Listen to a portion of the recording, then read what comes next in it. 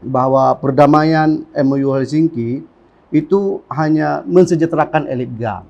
Barangkali perlu merespon anggapan tersebut. Silakan, Wali. Apakah pemerintah Indonesia ikhlas terhadap Aceh? Tidak, saya kira. Tidak. Kenapa? Tugas Aceh sekarang adalah menyelesaikan paradoks-paradoks ini. Ya, cara menyelesaikan paradoks. Eits, subscribe dulu.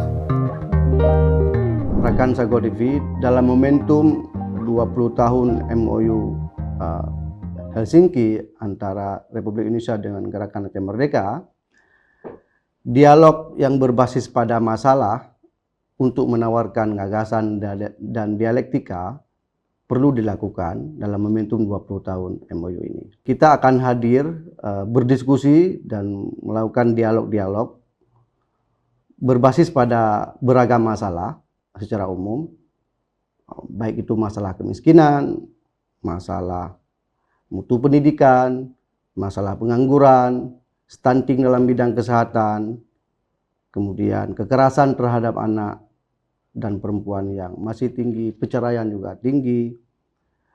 Namun pada sisi lain, banyak sekali capaian-capaian 20 tahun MOU ini yang juga tidak bisa kita nafikan, dan itu juga akan diperbincangkan nantinya. Namun demikian, energi positif harus selalu dikembangkan untuk kebaikan Aceh ke depan, supaya kesejahteraan rakyat Aceh betul-betul menjadi akhir dari proses perdamaian ini. Seperti kata bijak, perdamaian bukan hanya tentang absennya perang, tetapi juga tentang kehadiran keadilan dan kesejahteraan. Untuk itu, tema dialog Sago TV hari ini adalah perdamaian tanpa kesejahteraan, jalan panjang 20 tahun MOU RI GAM. Barangkali kita mengawali pertanyaan pertama kepada sosiolog kita, Bang Salana Nafia. Kita tahu, Bang, bahwa konflik telah berakhir, tapi meninggalkan sejumlah masalah. Kira-kira Bang Salan bisa memberi membahani kita, apakah ada disorientasi identitas masyarakat Aceh hari ini? Karena memang faktanya ada hal yang juga perlu kita diskusikan, menyangkut dengan kemiskinan dan kesejahteraan dalam konteks 20 tahun MOU Helsinki. Silakan. Ya, terima kasih Dr. Muklis. Yang pertama, terima kasih atas undangannya di momen yang saya kira sangat penting, ya, 20 tahun perdamaian Aceh, sebuah capaian yang saya kira sangat luar biasa. Pertama, sebelum menjawab pertanyaan Pak Muklis tadi, saya pikir kita perlu bersyukur, ya. Artinya gini, karena kalau kita melihat capaian 20 tahun ini, kita bisa melihat dalam dua perspektif. Yang pertama adalah perspektif atau mensyukuri, itu perspektif yang sangat minimalis sebenarnya. Jadi perspektif minimalis yang bisa kita lihat, dan sikap kita saya kira adalah mensyukuri apa yang sudah kita capai. Karena dalam sejarah sosial masyarakat Aceh ini adalah saya kira durasi terpanjang masyarakat Aceh itu hidup dalam suasana yang damai. Oke. Jadi kalau kita lihat misalnya sejak agresi militer Belanda sejak 1873, lalu 1942 masuk Jepang, kemudian 1945 kita merdeka, dalam waktu yang sangat pendek kita dikejutkan oleh tragedi sosial yang namanya Perang Cumbu, ya. Itu terjadi di akhir 1945 hingga awal 1946. Dan durasi yang sangat pendek lagi kita menikmati damai, kemudian dikagetkan dengan DITI, ya. Itu 1953. Jadi antara 1945 atau 1946 hingga 53 kita menikmati durasi yang sangat pendek, durasi damai yang sangat pendek. Dan DITI kita tahu hingga 1959, ya. Tetapi kemudian 1965 kita dikejutkan oleh tragedi PKI. Meskipun sebentar di Aceh, karena sangat berbeda dengan di Jawa. Tapi itu juga sangat mengganggu kehidupan masyarakat Aceh saat itu. Dan 76 ya seperti kita tahu semuanya, gerakan Aceh Merdeka muncul sebagai gerakan yang disebut oleh Bang Munawar, saya kira sering menyebut sebagai gerakan pembebasan. Jadi gerakan liberalisasi Aceh dari Indonesia. Jadi bukan gerakan pemberontakan. Hingga 2005. Dan sejak 2005 hingga sekarang itu saya kira durasi yang sangat panjang dibanding dengan apa yang saya sebutkan tadi. Itu yang kemudian harus disyukuri ya. Itu pertama yang saya kira harus disyukuri. Yang kedua yang harus kita syukuri adalah dalam banyak referensi, dalam banyak kasus, proses transformasi politik itu proses yang nggak mudah. Banyak daerah lain gagal di tahapan itu. Jadi ketika transformasi teman-teman aktivis gerakan Aceh Merdeka ini dari gerakan pemberontakan atau gerakan pembebasan ke gerakan politik, ke sebuah katakanlah partai politik, itu prosesnya sangat sulit. Kenapa? Karena sebelumnya kita menggunakan senjata, sebelumnya kita menikmati juga sebenarnya konflik sebagian pihak, tapi kemudian tiba-tiba apa yang kita miliki itu ditanggalkan atau diambil atau dihilangkan, dihancurkan ya. Kemudian kelompok kita dibubarkan misalnya. Itu tahapan yang saya kira sangat sulit. Jadi Aceh saya kira dalam sisi itu sangat berhasil. Dari sisi itu sangat berhasil. Dan kalau kita lihat sekarang atau kalau kita bandingkan dengan masa sebelumnya, ya lebih gampangnya masa konflik dengan masa sekarang, itu sangat jauh berbeda. Jadi sebelumnya kita hidup dalam ketakutan, sebelumnya ada penangkapan sewenang-wenang, sebelumnya ada penembakan orang tak dikenal. Tapi sekarang situasi seperti dulu itu tidak ada lagi. Ya, itu harus kita akui. Artinya apa? Dari sisi keamanan menurut saya jauh lebih baik ya. Begitu juga dari sisi politik. Kalau dulu kita nggak bisa berpolitik sebebas ini. Tetapi sekarang kita bisa mendirikan partai politik lokal. Teman-teman partai politik lokal juga bisa pindah ke partai politik nasional. Itu sesuatu yang menurut saya sangat luar biasa. Jadi dari sisi itu, seperti yang saya sebutkan di awal tadi, kalau kita menggunakan perspektif mensyukuri atau perspektif yang sangat minimalis, maka kita patut mensyukuri capaian 20 tahun ini. Nah, kalau kita menggunakan perspektif maksimalis, atau perspektif yang sifatnya berharap, harapan, maka 20 tahun damai Aceh jauh dari harapan. Kebetulan misalnya semalam saya ketemu dengan anak-anak dari Jasa, itu semacam kumpulan anak-anak syuhada Aceh. Mereka menyebutnya sebagai anak-anak syuhada Aceh. Dia berkeluh kesah dengan kondisi mereka. Ayahnya dulu mantan kombatan, kemudian tapi mereka hidupnya sekarang masih centang perenang, masih tidak jelas, tidak ada pekerjaan, sulit mendapatkan pekerjaan, tidak mendapatkan perhatian. Nah, itu mereka ya. Jadi ayahnya dulu sebagai kombatan pejuang, tetapi kondisi hidupnya tidak berubah. Bayangkan masyarakat biasa. Bayangkan masyarakat biasa. Jadi kita masih mendengar hal seperti itu. Jadi kalau kita lihat dari perspektif yang maksimalis itu, maka menurut saya perdamaian Aceh itu masih banyak menyimpan masalah ya. Masih banyak menyimpan masalah. Kalau misalnya kita lihat dari tadi pertanyaan Dr. Muklis, saya kira sangat menarik. Kalau kita lihat dari sisi ekonomi misalnya, kemiskinan, maka itu sebuah realitas yang tak terbantahkan. Ya, realitas yang tak terbantahkan. Kenapa? Karena dalam masyarakat sekarang memang kondisi ekonominya sangat sulit ya. Kondisi ekonominya sangat sulit. Ekonomi kita itu diandalkan oleh sektor informal. Kalau sektor informal tidak ada, saya kira kolaps. Dan kita sangat miris melihat, tapi pada sisi lain juga senang melihat masih ada masyarakat yang mau berjualan di pinggir jalan ya, mau berusaha, mau mencari penghidupan sendiri tanpa berharap kepada pemerintah.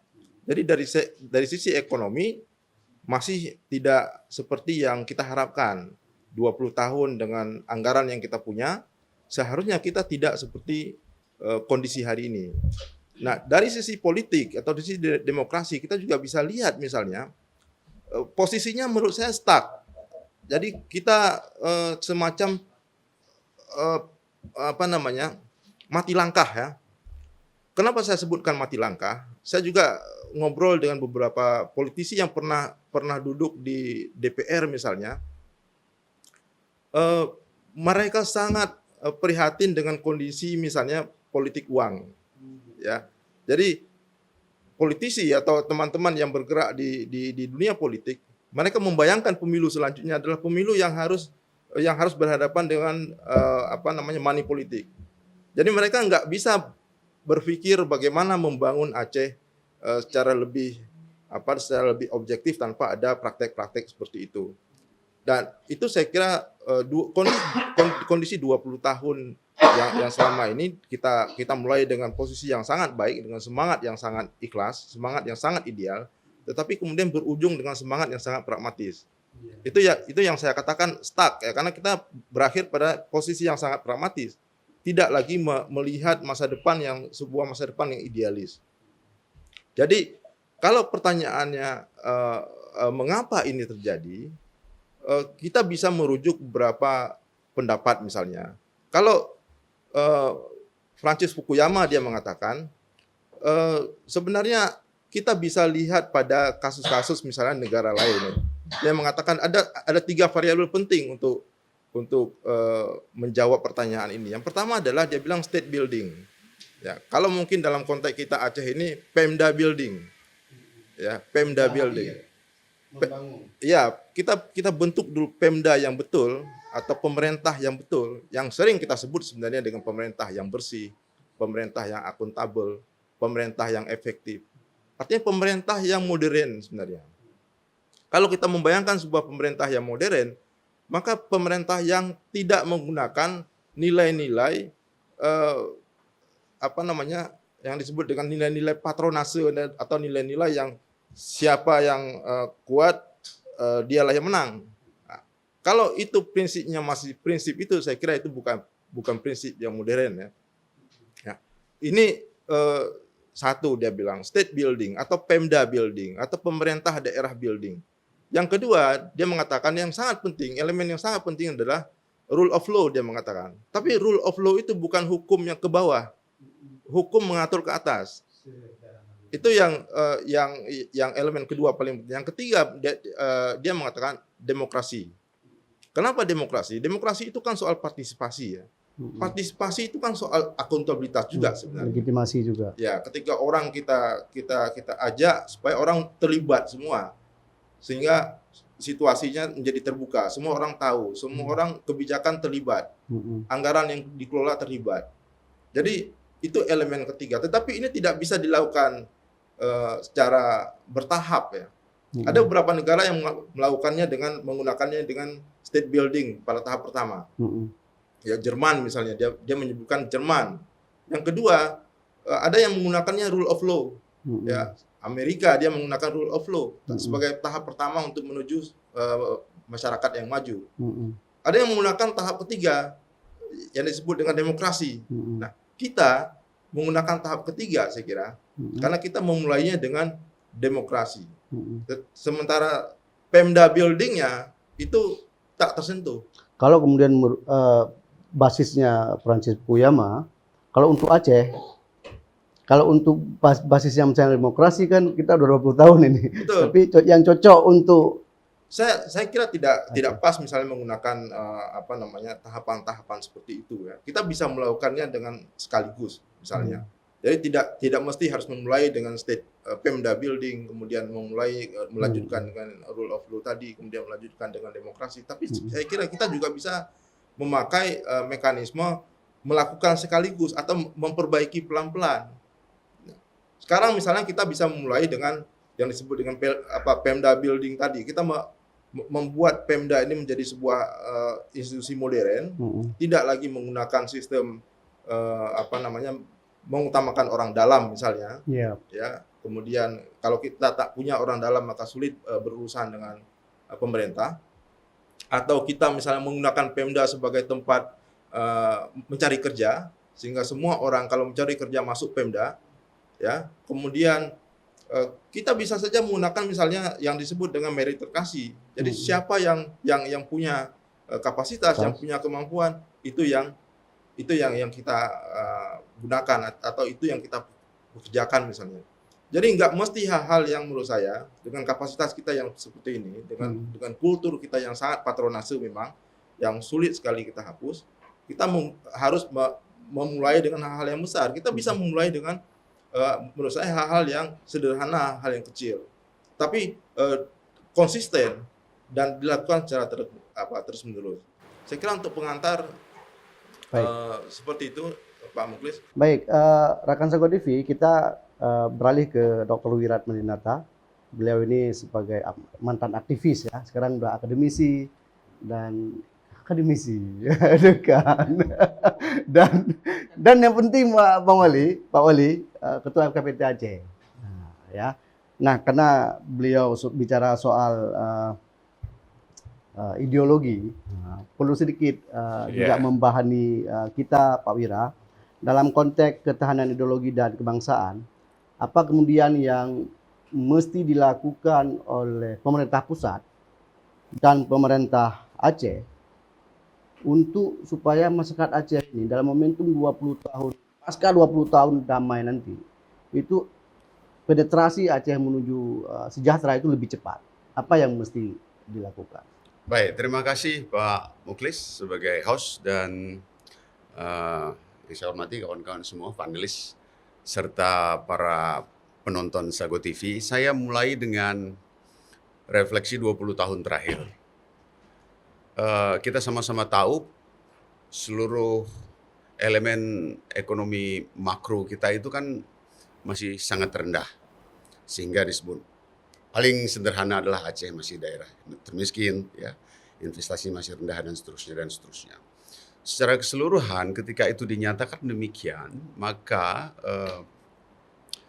alasan yang muncul sebagai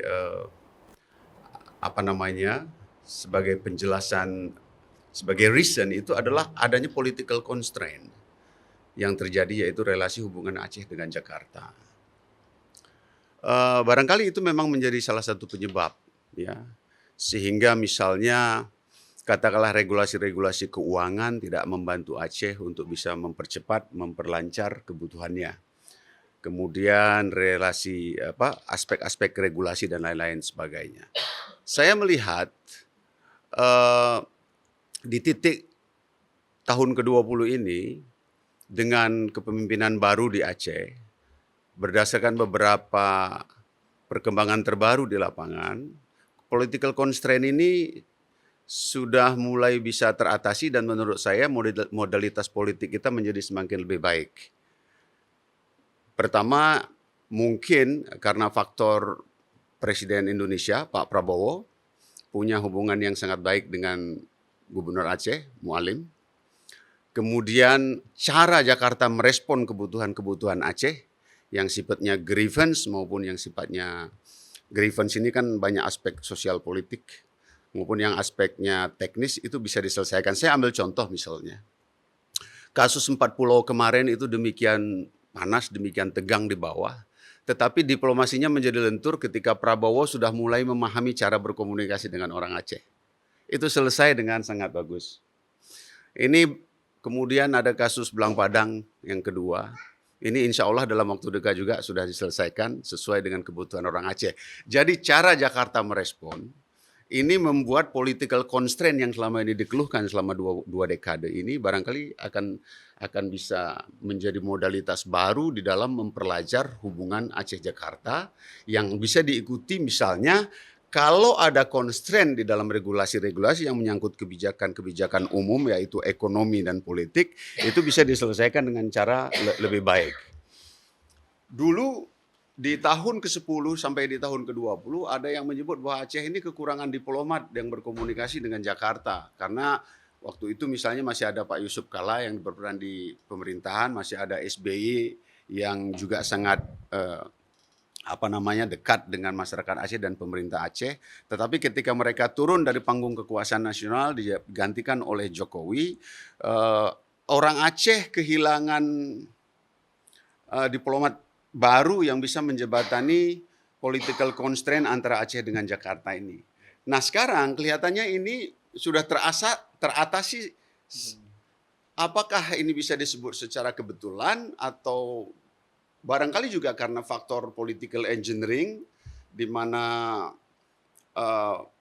Bapak Prabowo sebagai presiden itu memiliki hubungan dan komunikasi yang linear dengan gubernur, demikian juga dengan wakil gubernur, demikian juga dengan elemen di DPR misalnya. Bahkan kalau saya mengatakan, saya memiliki perspektif yang agak khusus ketika melihat kasus 40 kemarin. Ini kan semua yang terlibat di dalam urusan ini kan orang yang ada di dalam satu frekuensi yang sama. Ya, Prabowo sebagai ketua Gerindra, Mualim sebagai mantan penasihat Gerindra, Dikpat sebagai ketua Gerindra, kemudian Bobi Nasution sebagai counterpart kita dalam konflik kemarin juga Gerindra. Jadi political constraint harusnya sudah selesai. Nah, kalau political constraint ini selesai, maka urusan-urusan teknik bisa ikut jadi lebih mudah dalam konteks delivery pembangunan. Apa delivery pembangunan? Isunya adalah isu otonomi khusus. Saya punya keyakinan itu otonomi khusus yang abadi untuk Aceh itu akan berhasil juga. Nah, karena tema diskusi kita ini adalah menyangkut bagaimana Aceh bisa sejahtera, itu kan sebenarnya pada delivery pembangunan. Delivery pembangunan ini memang selama ini ada constraint ketika ini terkait soal misalnya regulasi. Regulasi harus dikomunikasikan dengan pemerintah Jakarta, dengan Departemen Dalam Negeri. Ya. Presiden nggak masuk lagi di situ. Jadi misalnya ketika kita mau lakukan sesuatu bisa tertahan di Kementerian Dalam Negeri. Ya, kalau kita menyangkut ada otonomi khusus dan lain sebagainya itu kan tertahan semua. Tetapi kelihatannya ini ke depan semakin baik dan ini di momentum 20 tahun perdamaian ini pintunya sudah terbuka sehingga grievance kita atau keluhan-keluhan kita yang menghambat pembangunan itu bisa terbuka. Jadi kita punya harapan barulah 5 tahun sampai 10 tahun ke depan merubah supaya terjadi percepatan di dalam proses pembangunan. Sekarang kita tertahan dengan isu nasional adanya kebijakan efisiensi anggaran dari presiden. Ya. Tetapi kita punya celah juga karena karena undang-undang otonomi khusus kita sedemikian rupa bisa berkembang, kita punya banyak keleluasaan untuk bergerak di dalam di dalam aspek-aspek yang lain sebenarnya itu kembali ke kita di dalam. Bagaimana kita di dalam mendelivery. Jadi sekarang kembali, karena itu pintunya sudah terbuka, pemerintah Aceh yang sekarang itu memang harus betul-betul menerapkan good governance. Meletakkan the right man in the right place. Itu saja, karena ini urusannya sudah bukan urusan politik lagi. Seperti yang saya katakan, begitu political constraint-nya terbuka, maka urusannya kembali kita ke dalam, sehingga bagaimana delivery pembangunan bisa terjadi, berarti itu seluruh SKPA yang di Aceh itu harus dipastikan orang-orang yang capable di dalam menjalankan tugas dan fungsinya masing-masing, tidak hanya bekerja berdasarkan argo, tetapi mereka harus bisa lebih kreatif. Nah, untuk bisa lebih kreatif soal motivasi, dorongan, kemudian bagaimana membangun kolaborasi itu ada di level pimpinan. Ya, kalau isunya adalah saya nggak mau lagi berputar-putar di dalam angka-angka bahwa Aceh masih miskin. Ya kita 20 tahun memang secara ekonomi belum melakukan lompatan yang signifikan. Ya, dan sebab-sebabnya sudah saya uraikan tadi. Oleh karena itu kita mulai saja dari titik ini. Ketika hambatan terbesarnya sudah selesai, maka delivery pembangunannya itu bisa dilakukan secara lokal karena tidak ada lagi alasan. Wah ini karena dihambat Jakarta. Oh ini karena Jakartanya nggak ikhlas. Oh karena Jakartanya begini. Itu nggak lagi. Ini sudah ada di kita di Aceh. Berarti problemnya di mana? Berarti tinggal menyiapkan sumber daya yang bagus, ya. kemudian desain pembangunan yang bagus, dan itu kita serahkan di pemerintahan yang ada sekarang, yaitu bagaimana memilih orang yang tepat untuk melaksanakan pembangunan. Jangan lagi, menurut saya begini, situasi kita yang kemarin itu kan luar biasa dalam 2 dekade karena habis tsunami, habis konflik. Maka harus menyelesaikan masalah secara luar biasa. Ada orang pintar mengatakan hanya orang gila yang berharap sebuah hasil yang luar biasa tapi bekerja dengan biasa-biasa saja. Oke, sudah Ya. betul. Ya. Oleh karena itu maka harus betul-betul dipacu SKPA itu, jangan kerja sesuai argo saja. Saya melihat mengamati pemerintahan kita di Aceh, itu di level dinas mereka bekerja sesuai argo, tidak ada kreativitas dan tidak bisa melakukan inovasi yang bisa mengatasi Problem keterbatasan produk hukum. Ya. Ya karena nanti alasannya aturannya dan sebagainya. Saya mau merujuk misalnya ada beberapa daerah di Indonesia, katakanlah Jawa Barat. Di Jawa Barat itu banyak sekali agenda-agenda pembangunan itu dilakukan justru out of the box. Ya, bagaimana misalnya meningkat bahkan untuk urusan sosial. Misalnya kalau misalnya urusan jembatannya rusak, misalnya urusan katakanlah misalnya Deddy Mulyadi ya kemarin membongkar bangunan-bangunan yang ada di kawasan Puncak yang selama berpuluh-puluh tahun itu sudah jelas-jelas menjadi sumber bencana di kawasan Puncak yang kemudian itu bisa mengakibatkan banjir bandang di bawahnya karena tutupan hutannya berkurang, yang itu harusnya menjadi kawasan konservasi gitu. Ya, ketika orang bicara, dia aturan-aturan itu bukan dilabrak ya, maksud saya bukan dilabrak, tapi disiasati sedemikian rupa dan itu butuh kreativitas yang tinggi. Dan itu kualifikasi orang yang akan menjadi kepala dinasnya adalah kualifikasi yang harus luar biasa. Saya kira pengantar saya itu sih. Terima kasih. Baik, makasih Bang Wira sebagai pengantar awal, nanti kita saling berdialog. Kita beralih ke Azharul Husna. Apa kabar? Sehat? Sehat, Bang. Luar biasa. Terima kasih sudah direktur. Baik, Husna, sebagai masyarakat sipil, tentu dalam momentum 20 tahun damai ini, kira-kira apa yang menjadi hambatan yang kemudian masyarakat kita nggak begitu sejahtera. Nah, saya perhalus bahasanya. Artinya perspektif masyarakat sipil bagaimana supaya dengan momentum 20 tahun damai ini kita bisa keluar dari ranking pertama kemiskinan, pengangguran dan seterusnya, supaya masyarakat bisa lebih bisa lebih maju, bisa lebih sejahtera, Aceh secara umum juga bisa lebih baik. Gimana? Baik, terima kasih Bang Muklis. Sesungguhnya bicara soal sejahtera, gitu ya, itu adalah mimpi semua masyarakat Aceh. Tadi sudah disebutkan juga bahwa kita ini juara kemiskinan, gitu ya, di Sumatera yang merujuk pada data BPS, gitu.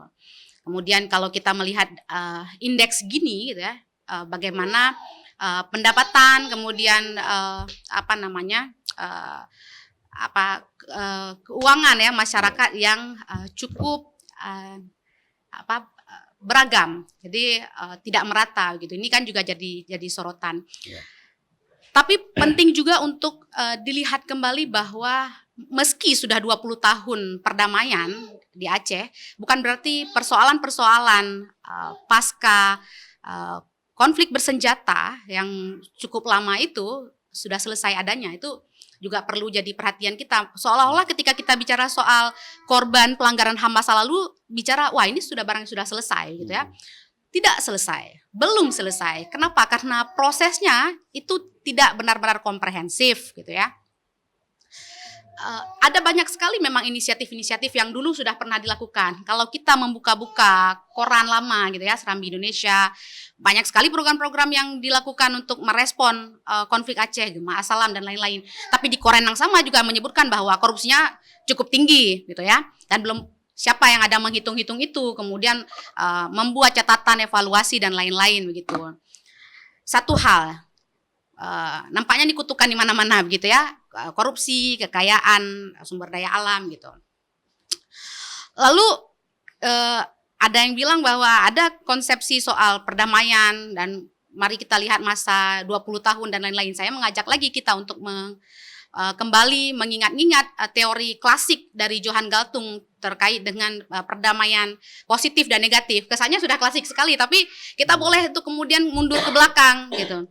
Apakah perdamaian dinikmati oleh orang Aceh hari ini itu disertai atau bersamaan dengan itu ada kesejahteraan gitu, adakah keadilan gitu? Kalau kita tanya ke sudut-sudut kampung mungkin belum sampai begitu. Sehingga kalaulah ada damai yang terjadi di kurun waktu tertentu tapi tidak ada kesejahteraan, tidak ada perbaikan yang cukup signifikan misalnya cukup baik begitu, maka ini adalah waktu penundaan terhadap krisis yang baru di masa depan. Jadi kita sebenarnya sedang menunggu krisis baru. Jadi krisis barunya hanya ditunda saja secara waktu. Itu. Lalu di sisi lain sebagai organisasi masyarakat sipil, kami melihat perdamaian Aceh ini dengan kerangka kerja keadilan transisi. Ya, jadi dalam kerangka kerja itu ada yang ada 4 jendela begitu ya. Jendela keadilan, jendela pengungkapan kebenaran, jendela pemulihan dan kepastian akan ketidakberulangan. Nah, kita harus hitung-hitung lagi kalau dari sisi organisasi masyarakat sipil, bagaimana dengan kebenaran? Saat ini di Aceh memang kita sudah punya KKR gitu. Dalam mekanisme penyelesaian pelanggaran HAM masa lalu, selain mekanisme yudisial atau pengadilan, ada mekanisme non yudisial. Salah satunya ya KKR gitu, Komisi Kebenaran, dan kita sudah punya itu. Ini sudah masuk periode kedua dan sudah dikumpulkan periode pertama data kotor yang kami ketahui 5.624, lalu yang sekarang ini sudah masuk lagi 1.204. Jadi ya kalau dihitung-hitung ya sekitar ya 6.400-an begitu ya. Gitu. Dibawa kemana data ini? Saya orang yang meskipun bukan orang statistik, saya selalu percaya bahwa data yang mendekati kebenaran, data yang tepat itu kemudian akan membawa kita pada treatment atau cara kemudian merespon situasi itu. Kalau enggak, maka program-program atau apapun yang kita lakukan itu lam lumpo ya, kalau bahasa Acehnya itu. Oh, kayaknya ini miskin nih. Oh, kayaknya susah. Maka datalah yang akan membuktikan betul miskin barang nih. Betul. Oh ya, ada ketimpangan ya, pakai indeks dan indikator gitu ya. Nah, jadi ada data itu. Banda Aceh salah satu kota yang masuk dalam menjadi kota ramah HAM gitu. Yang salah satu syaratnya adalah memasukkan pengaruh utamaan pemenuhan hak asasi manusia dalam program-program kerjanya. Nah, ini kita bisa evaluasi karena ada indikator-indikatornya. Misalnya untuk Banda Aceh, apakah saya nggak akan masukkan 1.204 data yang pertama. Data 5.264 itu sudahkah dia terintegrasi gitu di dalam program-program kerja atau persiapan pembangunan dan macam-macam lah di Aceh ini gitu. Apakah sudah masuk begitu? Yang terakhir kita catat ada 245 tahun 2022 maaf saya ralat reparasi terhadap korban pelanggaran HAM masa lalu. Tapi lagi-lagi karena tidak ada aturan untuk pemulihan, alasannya nomenklatur dan lain-lain, lalu KKR dengan keterbatasan mandatnya, dan ada BRA, ada 2 lembaga di Aceh yang lahir karena situasi khusus ini. Kami menyorot juga ternyata ada kekosongan aturan di tengah-tengah. Jadi KKR sudah melakukan pengambilan pernyataan kepada korban karena memang dia bekerja untuk korban, lalu harusnya membuat rekomendasi untuk reparasi. Tapi ini dikerjakan oleh BRA. Nah, di mana connecting regulation-nya? Ini kosong. Itulah kenapa apa yang diberikan oleh BRA ya bantuan 10 juta. Nah, itu kemudian kan dikritisi. Nah, artinya kekosongan ini kan harus kita isi sebagai organisasi masyarakat sipil. Mari kita isi ruang-ruang ini. Pemerintah sudah baik, sudah ada upaya gitu ya. Bahkan ketika Indonesia tidak punya KKR, kita punya gitu ya sebuah upaya memenuhi janji terhadap rakyat ketika perdamaian itu dilakukan gitu. Ini penting saya kira untuk terus kita jaga. Meskipun terus ada teror kan, bahwa ini nggak layak, KKR nggak bisa, nggak ada aturan connecting apalah macam-macam. Tapi saya kira ini kemudian menjadi bukti bahwa kita atau pemerintah Aceh ini punya keseriusan dalam hal penyelesaian pelanggaran HAM masa lalu. Itu satu hal, Bang. Kemudian di sisi yang lain ada kerangka lain ya, ini kerangka pengadilan yang ini masih jauh panggang dari api, ini persoalan klasik begitu ya. Lalu terakhir ada apakah aturan-aturan baru, kebijakan-kebijakan baru itu memastikan bahwa tidak akan ada keberulangan di masa depan. Ini penting sama-sama kita kawal. Bagaimana reformasi institusi itu kemudian dikhianati akhir-akhir ini gitu. Undang-undang Polri direvisi, undang-undang TNI begitu ya. Pembangunan 5 batalion begitu. Nah, ini harus jadi perhatian kita semua begitu. Mari harus kita hitung di mana, bagaimana. Kalau dilihat kasat mata mungkin ya nggak apa-apa. Pembangunan batalion teritori itu untuk pertanian, ketahanan pangan. Kementerian Pertanian memang sudah bubar. Itu juga harus jadi pertanyaan kita. Rujuk lagi aturan-aturan yang Aceh ini punya. Orang mungkin mengatakan bahwa trauma itu kan nggak mudah ya dideskripsikan oleh banyak orang atau didefinisikan oleh banyak orang. Tapi trauma itu mewujud dalam tingkah laku, sikap-sikap kita dalam merespon sesuatu, termasuk di Aceh. Apa yang terjadi misalnya di launching Memorial Living Park Rumah Gedong itu adalah manifest dari bagaimana kekecewaan, trauma, sakit hati, tipu-tipu terus dari pemerintah Indonesia. Itu kalkulasi dari banyak hal, itu gabungan dari banyak hal. Jadi saya kira membaca Aceh memang nggak boleh lepas dari konflik yang terjadi. Nah, apakah pemerintah Indonesia ikhlas terhadap Aceh? Tidak, saya kira tidak. Kenapa? Bagaimana kemudian pemerintah Indonesia ini membuat gula-gula, ya, penyelesaian pelanggaran HAM masa lalu dengan mekanisme non-judisial apa itu? Itu nama mekanismenya, barangnya apa? Barangnya itu ya komisi kebenaran misalnya. Sistemnya, mekanismenya dijadikan nama program. Itu satu masalah. Kemudian masa kerjanya 3 bulan. Kemudian ada rekomendasinya. Bagaimana pelaksanaan rekomendasi ini harus sama-sama kita kawal. Karena salah satu rekomendasinya adalah penulisan sejarah. Dan di dalam 12 pelanggaran HAM yang tertulis dalam PP HAM itu, 3 diantaranya ada di Aceh. Jadi Rumah Gedong, Simpang KKA, Jambu Kepo, dan Rumah Gedong tidak sendiri, dan Posatis lainnya. Bagaimana nih orang menuliskan sejarah Aceh kalau kita tidak kawal? Nih, saya bolehlah khawatir kalau nanti sejarahnya ditulis seperti Mei 98 di Jakarta. Nah, saya kira karena yang sedang kita lakukan hari ini sesungguhnya memastikan apa-apa yang dialami oleh Aceh itu diketahui oleh anak cucu kita. Supaya apa? Supaya mereka sadar betul ada situasi kesejahteraan yang panjang dan kemudian bersama-sama mencegah terulang di masa depan. Saya kira karena abang-abang di sini pernah merasakan bagaimana di bawah riuhnya senjata gitu, atau jangan-jangan angkat senjata juga, atau jangan-jangan harus pergi menyelamatkan diri misalnya. Nah, itu sulit sekali kan. Jadi ya siapa yang mau mewariskan konflik ini buat anak cucunya? Kan kita mau semua bahagia gitu. Dan sejahtera. Iya, maka memastikan bahwa sejarah diwariskan. Karena George Santayana mengatakan bahwa kan, barang siapa yang lupa akan sejarahnya itu akan dikutuk untuk mengulanginya. Ya kan? Apakah kita mau jadi bangsa yang dikutuk untuk mengulanginya? Toh pada kalau kita merujuk lagi timeline konflik Aceh nampaknya terus berulang. Jadi ya 55, 53, 65, 74, 89. Oke. Nauzubillah min zalik, paling begitu. Oke, Saya sebagai pengantar. Terima baik, kasih. Terima kasih, luar biasa. Nanti kita saling dialog, Husna. Bang Adi dulu, nanti Pak Wali harus terakhir nih karena sentralnya di Pak Wali sebenarnya. Bang Adi, dalam durasi konflik dan damai, kita nggak bisa lepas peranan jurnalis. Bang Adi sebagai jurnalis tentu bagaimana memiliki pengalaman meliput konflik, hidup di tengah-tengah para pihak. Kemudian kita sekarang 20 tahun damai. Tentu Badi juga masih jurnalis. Waktu konflik Badi jurnalis, sekarang jurnalis juga. Nah, dalam konteks itu kalau kita rujuk bacaan, semua mengatakan bahwa peranan jurnalis itu adalah sangat menentukan dalam tatanan masyarakat berperadaban. Masyarakat yang sejahtera, masyarakat yang modern.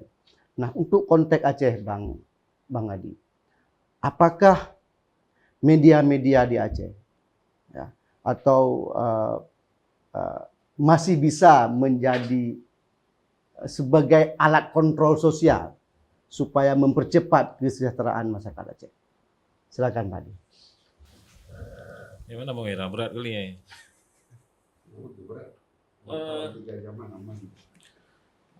Apa namanya? Saya mulai dari dulu ya, di mana isu dulu yang ditulis atau diliput oleh media itu lebih kepada jurnalisme perang, war journalism. Jadi pertentangan di dalam konflik. Sebagian besar jurnalis di Aceh itu berpikir setengah gam, karena saya sendiri juga seperti itu, berpikir akan merdeka. Dan beberapa media itu sudah ancang-ancang untuk jadi kantor berita apa namanya Aceh. Aceh kita betul Bang, Aceh kita itu sudah disiapkan jadi kantor berita Aceh, karena dibaca wali dia. Dan salah satu media yang paling apa namanya istilahnya paling cepat mengenal internet itu kan Aceh kita Pak. Salah satunya itu 2003 dia udah mulai akses lewat online. Detik mungkin lebih dulu, tapi media-media apa kan belakangan. Dulu kan koran. Sementara kawan-kawan di nasional itu menganggap misalnya sangat darurat militer, itu menganggap operasi yang dijalankan oleh negara terhadap Aceh itu sebagai operasi penyelamatan. Karena beberapa media nasional itu menyebut operasi penyelamatan Aceh. Jadi Aceh itu diselamatkan dari pengaruh apa namanya? Dulu namanya ya GAM, tetapi sering dengan gerakan pengacau keamanan ya Bang. Dari pengaruh buruk Bang Munawar Rija terhadap Indonesia gitu, bukan terhadap Aceh. Tetapi kawan-kawan di Aceh ya itu tadi karena sangat banyak melihat. Makanya kemudian pada saat itu banyak muncul media-media alternatif, termasuk apa namanya yang Aceh kita itu juga ada Bang Wira di dalam sebagai salah satu penulis. Bang Wira pria 3 zaman juga. Iya, 3 zaman juga. Jadi Bang Wira dulu setelah dari forum juga gabung ke Aceh kita sebenarnya. Oke. Saat ini apa namanya saya melihat di awal-awal perdamaian itu media di Aceh khususnya itu punya agenda setting, karena media di Aceh setelah damai itu juga tidak banyak sebenarnya, hanya beberapa media lokal yang dibangun oleh apa namanya jurnalis-jurnalis yang pernah meliput pada masa konflik. Jadi tidak terlalu banyak pertama. Mereka punya agenda setting. Agenda settingnya seperti apa misalnya? Seperti kalau misalnya ada kekacauan, seperti kata Bang Sahlan tadi, tapi kekacauan yang pertikaiannya antar. Jadi bukan konfliknya bukan vertikal, tetapi sudah horizontal sesama. Partai lokal dengan partai lokal, GAM dengan GAM seperti itu. Terus kemudian membunuh Jawa beberapa misalnya untuk mengalihkan isu penundaan pilkada misalnya, Pak. Jadi ya alasan-alasan ekonomi bla bla segala macam. Karena buktinya memang sudah ada beberapa yang dihukum, misalnya Ayah Banta itu dihukum karena misalnya kasus penembakan beberapa pekerja galian Telkom itu, Pak. Habis ini Itu media saya lihat sudah mengambil pada peace journalism. Jadi sudah mengambil itu. Mereka punya agenda setting untuk bagaimana menyelamatkan perdamaian. Jadi tidak membuat isu yang lebih besar bahwa orang Aceh memusuhi Jawa atau segala macam. Jadi itu sangat kuat, sangat rapi kawan-kawan media pada saat itu. Sehingga apa? Jangan lagi ada konflik, muncul lagi konflik baru yang kemudian dikirim pasukan misalnya kemari lebih banyak. Jadi kawan-kawan media pada saat itu ya seperti itu. Belakangan setelah 20 tahun ini saya lihat memang tidak banyak media yang peduli lagi soal bagaimana keberlanjutan damai, tidak ada. Karena memang pada mereka itu sudah selesai. Damai itu sudah 20 tahun ya sudah selesai. Makanya saya sepakat kata Bang Sahlan tadi soal mensyukuri. Jadi sebenarnya sudah selesai. Media-media sekarang juga banyak yang baru. Terus kemudian juga saya sepakat Bang Wira soal konflik antara Aceh dan pusat. Jadi pada saat ada isu besar seperti itu, media kemudian ramai-ramai menuliskan mendukung itu. Kalau misalnya di luar agenda itu, ya media hanya mencari isu penting pada saat pesta demokrasi, jadi 5 tahun sekali. Kalau yang lain ya nggak ada. Isu kekerasan misalnya soal HAM segala macam, media itu nggak melirik, tidak melirik lagi. Ya sudah selesai, kan semuanya menganggap sudah selesai. Ukuran kesejahteraan Nah, ya, selesai. iya. Nah. Ukuran kesejahteraan ya biar saja berjalan seperti. Bang Wira misalnya, Bang Wira dulu menginisiasi satu buku yang namanya Fakta Bicara. Itu dicetak oleh Koalisi NGO HAM. Saya sebagai editor sama Bang Nasarud Marzuki. Di situ itu ada berbagai macam pelanggaran HAM berat yang ditulis sangat detail. Koalisi NGO. Iya, Bang Wira yang inisiasi. Bang Wira yang punya uang. Apa nama lembaga abang tuh? AWI. Hah? International Center. Iya, International Fund. Saya kasih duit. Iya, Pak. Jadi dari Bang Wira ditulis sangat detail dan sekarang itu dibicarakan enggak. Orang-orang di koalisi juga enggak tahu lagi kalau misalnya mereka pernah cetak buku itu. Karena dicetak pada zaman-zaman ya kawan-kawan yang lama seperti itu. Dibicarakan enggak lagi. Jadi hal-hal seperti misalnya apa di rumah gedung kemarin berapa orang kemudian yang menuliskan? Iya. Berapa orang misalnya wartawan yang kemudian menuliskan kembali rumah gedung itu? Enggak banyak. Karena apa? Enggak paham. Sebagian mereka lahir dan belajar setelah masa konflik dan tidak paham, akar dulu tidak paham. Jadi ya menulisnya ya sekedar sebuah peristiwa, ya udah selesai. Bahwa ada peresmian rumah gedung, terus kemudian rumah gedung dulu dihancurkan, sekedar peristiwa saja. Tetapi adakah menulis akar segala macam? Tidak ada. Karena ya itu tadi, orang-orang tua ini kan tidak sanggup lagi misalnya. Makanya kemudian saya sepakat sejarah itu sebenarnya diulang-ulang seperti kata Husna itu. Jadi diulang-ulang dibicarakan. Biar apa? Biar kawan-kawan yang baru ini paham. Dan harus ditulis. Dan harus ditulis sudah ada, cuman nggak diulang-ulang untuk dibacakan. Ditulis sudah banyak. Apa sebenarnya yang saya, Bang Wira dan mungkin Bang Sahlan juga Pak Wali, apa isu yang tidak pernah kami tulis dan kami bicarakan dulu? Semuanya ada. Kesejahteraan. Apa kesejahteraan yang tidak pernah kami bicarakan? Ada. Forum-forum yang seperti ini sekarang karena ada podcast. Jadi lebih canggih. Kalau dulu itu kan bicaranya Aceh baru, Bang. Aceh lama kemudian buat Aceh baru. Aceh baru. Iya, serius. Ya. Jadi ada Aceh baru, siasat Aceh baru, macam-macam. Bagaimana memajukan Aceh? Apa yang kita bilang ini kan mengulang-ulang hal yang dulu. Adakah perubahan? Ada. Tetapi ya seperti itu tidak maksimalis, seperti kata Bang Sahlan. Ada perubahan, bukan nggak ada. Tetapi nggak maksimalis. Cuman sekarang ini bagaimana sejarah itu kemudian diulang-ulang terus biar orang bisa mengingat. Seperti misalnya kita mengingat di zaman Iskandar Muda atau zaman bagaimana Aceh mengusir Belanda dulu. Yang kita ingat itu kan yang positif. Iskandar Muda memajukan Aceh segala macam hubungan dengan apakah itu ada tetapi apa keburukan Iskandar Muda ya tidak tahu kita karena tidak pernah dibicarakan. Apa kegagalan misalnya dari pembunuhan para sultan dulu yang dilakukan oleh pembisik sultan sendiri supaya Sesama bisa orang merebut supaya bisa merebut kekuasaan. Apakah itu diulang-ulang? Enggak. Kita menemukan kan dalam referensi-referensi yang ditulis oleh kawan-kawan dari luar negeri pada masa ini juga seperti ini. Ketika saya masih optimis Aceh akan lebih bagus ke depan. Ketika misalnya Aceh nanti akan bagus ke depan, apakah anak-anak ini kemudian melupakan sejarah? Bisa jadi. Sejarah apa yang dilupakan? Bahwa misalnya seperti Bang Sahlan katakan tadi, bahwa kita mensyukuri, tetapi ada riak, walaupun tidak ada konflik lagi. Ini kan masa damai yang paling panjang, Bang, ya 20 tahun. Tidak ada konflik lagi secara vertikal, Bang. Tetapi secara horizontal ada. Kecil-kecil. Ya kan? Bagaimana misalnya ancaman tembak sesama mereka misalnya. Bagaimana kata-kata pengkhianat beredar misalnya pada saat tahun-tahun politik. Yang tidak mendukung A pengkhianat, Bang. Betul, Bang? Yang tidak mendukung B pengkhianat. Disebutkan misalnya. Bahkan ada kata-kata anak bajing. Saya menuliskan anak bajing. Anak bajing itu anak bajingan. Ya, seperti itu.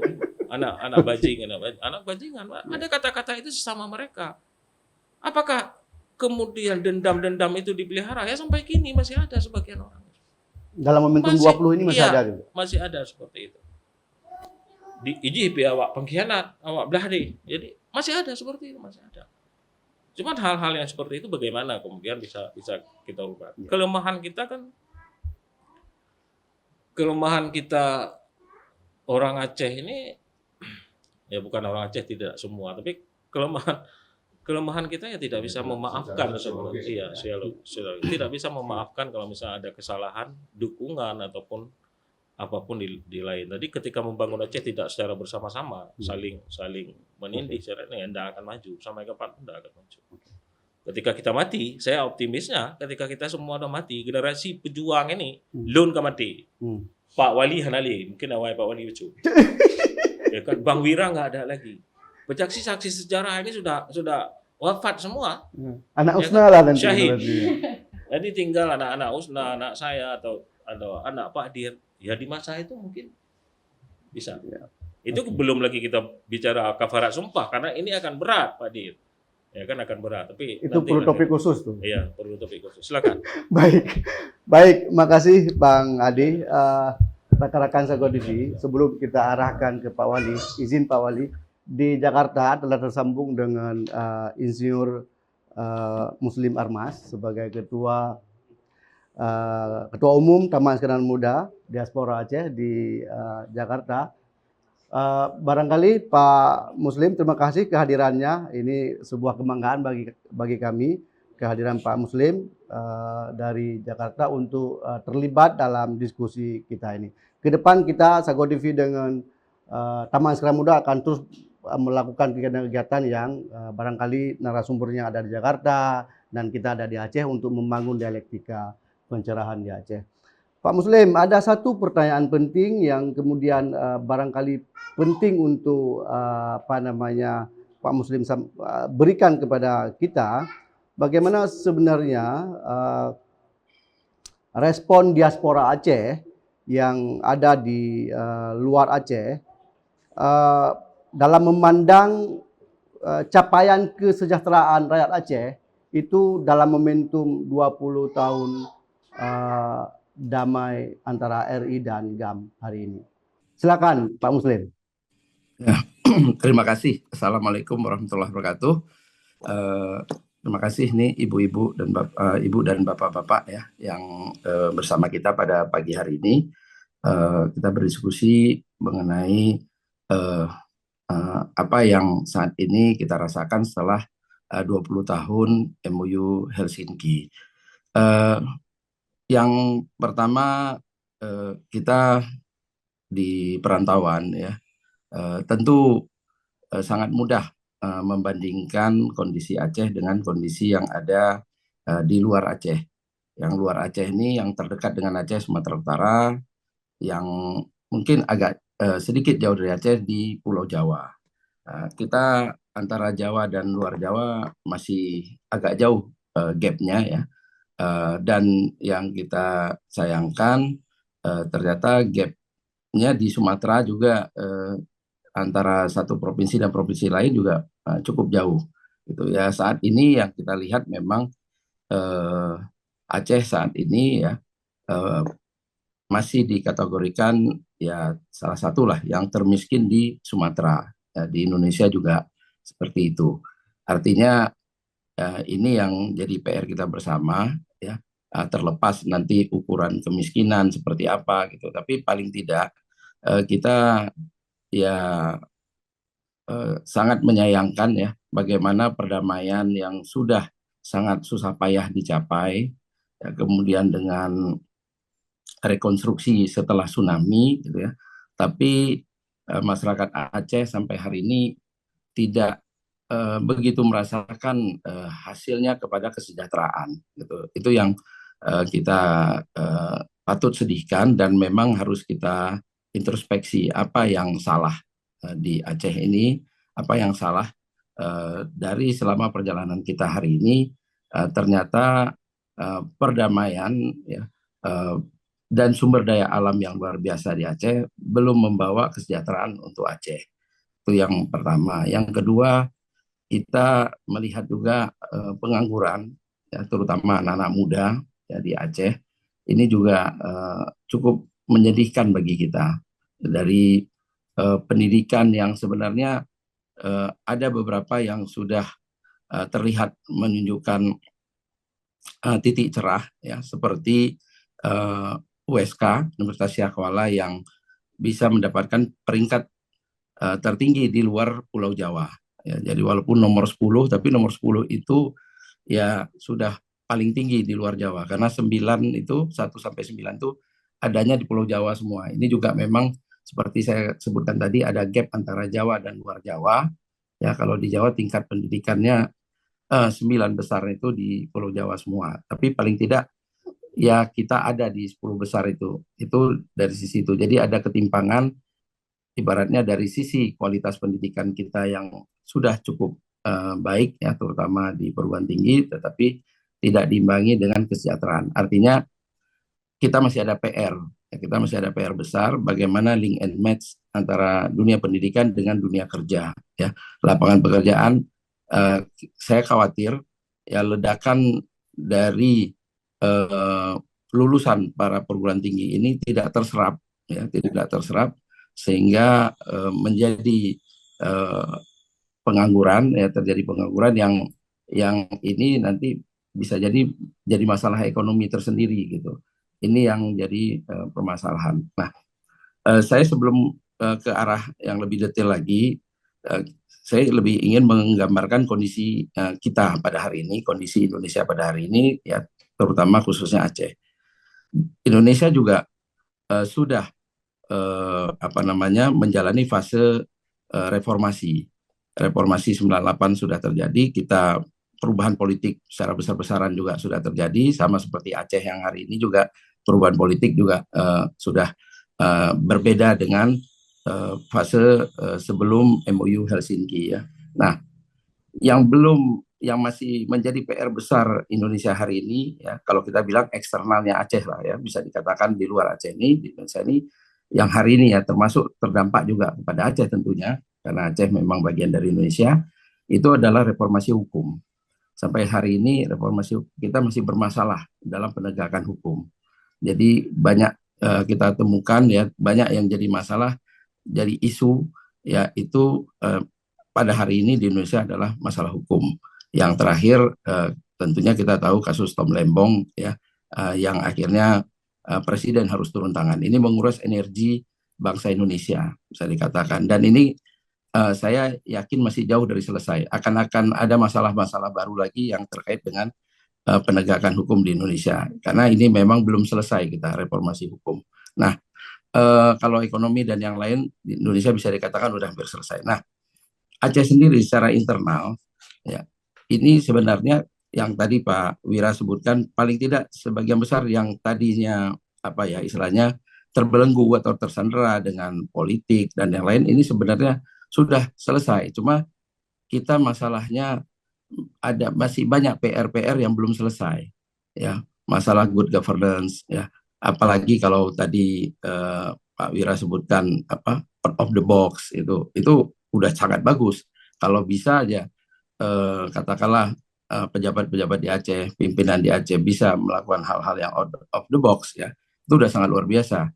Tetapi paling tidak, ya, kita ini kan ingin Aceh ini bagaimana supaya bisa mengejar ketertinggalannya dari daerah-daerah lain. Dan menurut saya, ya, ini paling penting kita kebersamaan. Setelah saya coba urai satu persatu apa yang bisa menjadi solusi bagi Aceh ini, ya, untuk menyelesaikan berbagai masalah yang tadi disebutkan, ya, oleh para panelis sebelumnya, ya. Saya pikir bagi kita solusinya adalah kebersamaan, kekompakan. Kalau kita bisa kompak, insya Allah semua bisa selesai. Baik kita kompak antara yang ada di Aceh maupun di luar Aceh, para perantau Aceh ini, ya, maupun kekompakan di internal Acehnya sendiri, ya. Bagaimana kekompakan di katakanlah pimpinan politik, ya, pimpinan agama, ya, pimpinan masyarakat, ya. Itu kita harus bisa sinergi, ya, bisa bahu membahu. Katakanlah kita berbeda pendapat, ya, berbeda pandangan politik dan lain-lainnya, tetapi begitu kita keluar, ini harus kita kompak, harus solid. Ini yang kita belum punya hari ini. Kalau daerah lain sudah jalan, mereka sudah lakukan itu. Kalau di daerah lain, jadi walaupun mereka berbeda posisi, berbeda pandangan, ya di luar dilihat, tapi di dalam sebenarnya mereka kompak. Ya, kita pegang pura-pura apa istilahnya? Pura-pura berbeda ini apa istilahnya? Berbeda posisi lah gitu ya. Memang tapi sebenarnya nyensaban ya kan, sabo hakai lah sebenarnya kan. Jadi tidak apa istilahnya ya. Tidak berbeda sebenarnya. Tujuannya ada satu tujuan yang ingin dicapai dan ini goal gitu. Jadi pura-pura berbeda apa istilah berbeda pihak gitu. Jadi ini yang kita tidak punya. Padahal dulu kalau kita lihat tadi ada disinggung sejarah. Dalam sejarah-sejarah Aceh itu ya banyak hal-hal yang luar biasa yang dilakukan oleh para pahlawan kita ya. Kalau di Indonesia ini dulu waktu zaman Belanda dulu penjajahan tuh Belanda selalu menipu katakanlah pimpinan-pimpinan daerah ya atau kerajaan-kerajaan ya, pimpinan kerajaan-kerajaan dulu waktu mereka menjajah Indonesia ini. Tapi waktu Aceh mereka yang ditipu ya oleh Teku Umar ya, bagaimana pura-pura bergabung dengan Belanda, akhirnya malah setelah dapat senjata Belandanya diperangi. Nah, ini yang ada di Aceh gitu. Nah, jadi hal ini yang harusnya kita coba gitu ya, lakukan lagi, bahwa bagaimana kita ya sebenarnya bisa bersatu ya untuk mencapai satu tujuan. Nah, ini aja kalau menurut kami, bagaimana kita menyelesaikan masalah Aceh yang begitu banyak ya. Kalau kita kompak, tidak melihat lagi aku dan kau ya, atau Anda dan saya gitu ya, tidak lagi seperti itu ya. Jangan sampai kita yang di perantauan ini anggap wah ini udah lupa dengan kampung halamannya gitu ya. Yang di perantauan juga menganggap waduh orang Aceh ini nggak ada yang bisa dipakai, nggak ada bisa dipercaya dan yang lain. Ini kalau ini yang dikembangkan ini nggak akan bisa memajukan Aceh. Tapi kalau kita bisa kompak, kita solid, ya insya Allah saya kira mari kita duduk bersama ya, kita duduk bersama, kita bicarakan bersama, kita cari solusi bersama. Insya Allah Aceh bisa kembali seperti dulu. Itu yang dari kita lihat sampai hari ini. Kita yang di perantauan ingin sekali melihat Aceh yang solid, Aceh yang kompak, Aceh yang bahu-membahu, yang mau istilahnya ini Sago TV alhamdulillah sudah sangat bagus ya. Bagaimana kita berkolaborasi dengan Taman Iskandarmuda Muda ya, sampai hari ini kita sering berdiskusi dan kita harapkan ini bisa menular kepada berbagai pihak yang ada di Aceh maupun yang ada di luar Aceh. Demikian yang bisa saya sampaikan. Baik, terima kasih Pak Muslim Armas sebagai Ketua Umum Taman Iskandarmuda Muda di Jakarta telah berbagi dengan kami, dan nanti mungkin bisa juga berdialog Pak kalau memang masih ada waktu. Tapi kalau Bapak ada kesibukan lain, Insya Allah. Mudah-mudahan masih bisa. Sekarang kita beralih ke Pak Wali, Pak Munawar Nizar Zainal. Ini sebenarnya apa namanya penting Bang Munawar atau Pak Munawar untuk kita berbagi. Ini momentum 20 tahun Damai Aceh. Mungkin Bang Munawar bisa menanggapi anggapan publik seolah-olah bahwa perdamaian MOU Helsinki itu hanya mensejahterakan elit GAM atau elit kombatan, tidak kemudian menjadi apa namanya bukan rakyat secara luas. Barangkali anggapan itu supaya tidak membuat image negatif juga sesama kita orang Aceh. Barangkali Bang Munawar pernah terlibat dalam gerakan Aceh Merdeka, pernah menjadi wali kota juga. Barangkali perlu memberi merespon anggapan tersebut. Silakan, Wali. Terima kasih. Assalamualaikum warahmatullahi wabarakatuh. Waalaikumsalam. Alhamdulillahirabbil alamin wassalatu wassalamu ala Rasulillah. Terima kasih kepada Dr. Mukhlis dan juga seluruh teman-teman panelis pada hari yang berbahagia ini, dan juga kakanda kami yang ada di Jakarta. Yang pertama sekali ingin saya jelaskan bahwa di dalam proses perundingan Helsinki itu GAM itu beraksi atau merasa mewakili rakyat Aceh sebagai sebuah pemerintahan, sehingga di dalam proses-proses itu tidak pernah terpikir untuk kepentingan kelompok atau untuk kepentingan tentara. Itu dalam semua proses dari tahun 2000, dari tahun 98 sebelumnya, 2000, 2001 sampai 2003 sampai di 2005. Jadi tidak pernah di dalam pikiran pimpinan GAM itu bahwa mereka berbuat itu untuk kepentingan pribadi, kelompok atau kepentingan GAM. Tapi justru mereka itu menyatakan diri sebagai representasi rakyat Aceh sebagai sebuah pemerintahan. Memang waktu itu tidak sempurna, tidak ideal. Kenapa? Karena memang partisipasi publik itu tidak dengan mudah bisa dilakukan. Sehingga misalnya ketika ada perundingan, para perunding yang ada di lapangan ditangkap. Itu GAM ketika menyiapkan tim perunding yang selanjutnya itu kesusahan. Kita ajak akademisi menolak. Kemudian kita ajak beberapa tokoh, kita takut keselamatan mereka. Bisa berangkat, tidak bisa pulang. Sehingga adalah upaya-upaya untuk melakukan mobilisasi kader-kader GAM yang ada di Amerika, di Australia, di Jerman, dan di beberapa negara yang lain. Jadi sebenarnya ini adalah proses kaderisasi. Anak-anak muda, aktivis-aktivis muda, aktivis perempuan seperti Syadia Marhaban dan kawan-kawan yang lain itu diaktifkan untuk menggantikan peran yang memang dibutuhkan di saat darurat itu. Nah, ini yang pertama. Kemudian yang kedua, selama proses perundingan, poin-poin yang ada di dalam MOU Helsinki itu tidak ada yang diniatkan untuk kepentingan GAM. Tidak ada satupun. Memang waktu itu pimpinan GAM sangat lama tidak pulang ke Aceh. Ada yang dari tahun 90-an, ada yang tahun 80-an itu tidak pulang ke Aceh. Seperti misalnya Tengku Malik Mahmud, Dr. Zaini Abdullah, Tengku Bakhtiar Abdullah. Mereka lama tidak pulang, tapi kami yang menjembatani yang akhir-akhir yang keluar. Jadi maksudnya kondisi Aceh di tahun 2000-an itu mereka mendapatkan informasi dari kami. Sehingga saya melihat bahwa perpaduan waktu itu antara anak muda, orang tua itu sudah maksimal ijtihad yang kita lakukan. Nah, kenapa saya katakan misalnya tidak ada kepentingan GAM di situ? Coba dilihat di dalam butir-butir MOU Helsinki. Itu tidak ada dalam satu pun butir MOU Helsinki yang mengatakan bahwa GAM itu punya privilege atau punya sesuatu kelebihan untuk langsung menguasai Aceh. Tidak ada. Ketika ditawarkan untuk menjadi wali kota, bupati dan gubernur, GAM menolak. Mengatakan kami tidak perlu untuk menjadi wali kota gubernur, tapi kami perlu mekanismenya. Makanya ada calon independen di mana seluruh rakyat Aceh termasuk GAM itu bisa mencalonkan diri. Kemudian kami perlu partai politik lokalnya. Untuk kenapa? Karena kalau dengan mengikuti menominasikan diri sebagai calon misalnya wali kota, bupati, gubernur dari Parnas kan kita harus sowan ke DPP di Jakarta.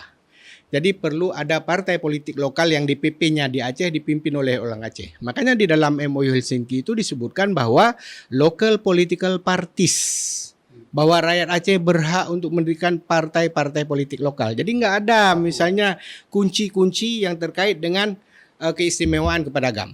Bahkan kalau misalnya bercerita pemotongan senjata di beberapa konflik yang ada di seluruh dunia, senjata itu diberi harga. Misalnya potong AK itu bisa dapat $500 misalnya, $1.000 misalnya. Itu ada nada-nada mau ditawarkan, tapi ditolak oleh GAM. Kenapa? Karena kita bukan menjual senjata. Tapi ketika tentara non-organik dari Aceh ditarik, komitmen kita untuk memotong senjata, karena senjata itu kita gunakan untuk mempertahankan diri dari musuh. Ketika musuh nggak ada, siapa kita mau gunakan senjata. Nah, kalau datang musuh lagi kita cari lagi senjatanya, kan begitu. Jadi tidak ada satu pun yang terkait dengan keinginan GAM untuk mendapatkan keuntungan. Makanya di dalam MOU Helsinki itu disebutkan dengan jelas 3 komponen yang harus dibantu. Yang jelas. Yang pertama maksudnya selain seluruh pasukan GAM itu memang harus dibantu secara ekonomi oleh pemerintah dan segala macam, dibantu secara politik, kembali identitasnya, mau ngambil warga negara kembali silahkan dan segala macam. Itu ada 3 komponen yang diatur khusus. Yang pertama 3.000 mantan kombatan GAM. Kemudian yang kedua ada beberapa ribu tahanan politik GAM ataupun tahanan politik dari Aceh. Kemudian jumlah yang tidak terbatas civilian affected by the conflict ataupun orang-orang sipil, orang-orang yang bisa menunjukkan bahwa dia itu dihancurkan oleh konflik. Rumahnya dibakar, dia ditembak dan segala macam. Jadi jumlahnya banyak. Jadi ini yang disebutkan tidak ada di situ misalnya khusus kepada GAM. Bahkan kalau kita bercerita 3.000 kombatan itu kan tidak termasuk pimpinan-pimpinan yang ada. 3.000 mantan kombatan GAM. Jadi jelas. Kemudian terkait dengan BRR. Waktu itu BRR sangat masif. Beroperasi di Aceh dengan uang yang sangat banyak. GAM tidak minta untuk menjadi kami diberikan proyek misalnya semua jembatan dibangun oleh GAM segala macam, tidak ada. Yang ada GAM cuma meminta bahwa GAM dilibatkan di dalam BRR di semua level. Di level pimpinan, di level di bawahnya. Karena kenapa? Karena ingin melibatkan diri dalam proses rekonstruksi Aceh. Rehabilitasi dan rekonstruksi Aceh. Nah ini yang terjadi. Kemudian yang ketiga, penomoran ini aneh-aneh, kadang-kadang lupa. Tetap yang kedua terus. Kemudian dalam proses politik, di dalam MOU Helsinki ini memang ada satu kelemahan. Yang kelemahan kita ini dijadikan pelajaran oleh orang-orang yang lain. Ini terkait dengan pemerintahan. Jadi untuk kita ketahui bahwa ketika dalam proses pemilihan kepala pemerintahan di Aceh, pemilihan gubernur, wali kota, bupati, ketika seorang gubernur menang, dia itu kan dia sendiri yang lompat ke dalam pemerintahan. Irwandi Yusuf misalnya di periode pertama sesudah MOU, dia menang sebagai kepala daerah atau kepala pemerintah, dia sendiri yang lompat ke kantor gubernur di situ. Sekda, kepala dinas, semua aparatur yang ada itu orang lain. Saya juga begitu ketika ke Sabang, saya sendiri ke Sabang. Untung-untung kalau saya ada di sana didengar oleh kepala dinas sehingga mereka mengikuti arahan saya. Kalau saya lagi tidak ada atau misalnya lagi berhalangan kan mereka tetap melaksanakan sesuatu yang seperti sebelumnya. Jadi kalau kita mengharapkan perubahan besar itu tidak akan terjadi. Ini yang kemudian diambil contoh oleh kawan-kawan kita di Moro.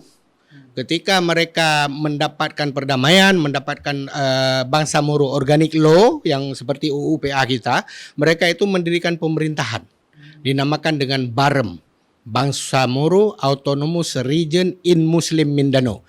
Jadi chief ministernya, gubernurnya dari Moro, dari MILF, sekdanya dari MILF, semua kepala dinas dari MILF. Jadi bisa diukur sukses tidak sukses pemerintahannya. Ini kita lihat aja misalnya Trump. Ketika dia menang menjadi Presiden Amerika Serikat. Kan di White House itu kan semua staffernya orang dia. Menteri-menterinya orang dia. Pak Prabowo jadi Menhan. Kan semua orang dibawa ke Menhan. Jadi Presiden kan kawan-kawannya atau orangnya yang dibawa ke sana. Pak Jokowi jadi Presiden kan orang-orang Sulu. Orang mana kan dibawa semua ke Jakarta. Jadi Menteri, jadi pimpinan di BUMN dan segala macam. Jadi kita waktu itu dengan asumsi bahwa ini semua untuk orang Aceh sehingga kita tidak mengikat beberapa hal yang bisa kemudian menjadi faktor untuk membuat kita bisa lebih sejahtera. Gimana mau sejahtera cuma satu orang gubernur saja dia kan. Sedangkan bapedanya semuanya orang yang memang ASN yang ada, berganti gubernur pun tetap mereka yang bekerja. Jadi tidak banyak bisa membuat perubahan. Makanya tidak benar kalau misalnya perdamaian itu hanya dinikmati oleh elit. Kalau dinikmati oleh pejabat, sebelum GAM duduk pun pejabat-pejabat banyak menikmati proses-proses ini. Dan itu memang sering terjadi. Tinggal bagaimana sesuatu yang di dalam batin kita yang menghambat kita untuk melakukan sesuatu yang rusak. Ini yang pertama, yang kesekian lah. Kemudian selanjutnya dari cerita-cerita tadi yang disampaikan oleh Bang Adi Warsidi, Bang Wira, Bang Dr. Sahlan, kemudian dari Nana sendiri dan bahkan dari Dr. Mukhlis sendiri, kita ini tidak ada kaderisasi. Jadi mandum lagi motokrok pak jalan. Motokrok pak jalan, ada Ferrari di belakang nggak bisa nyalip karena memang dia jalan sikit-sikit sampai ke simpang, sampai pensiun, sampai meninggal baru kemudian bisa lari orang lain. Jadi ini harus menjadi pelajaran kita bahwa hal yang utama dalam Islam, hal yang utama dalam kerangka berpikir orang Aceh adalah kaderisasi. Jadi identitas Aceh itu mengkader orang.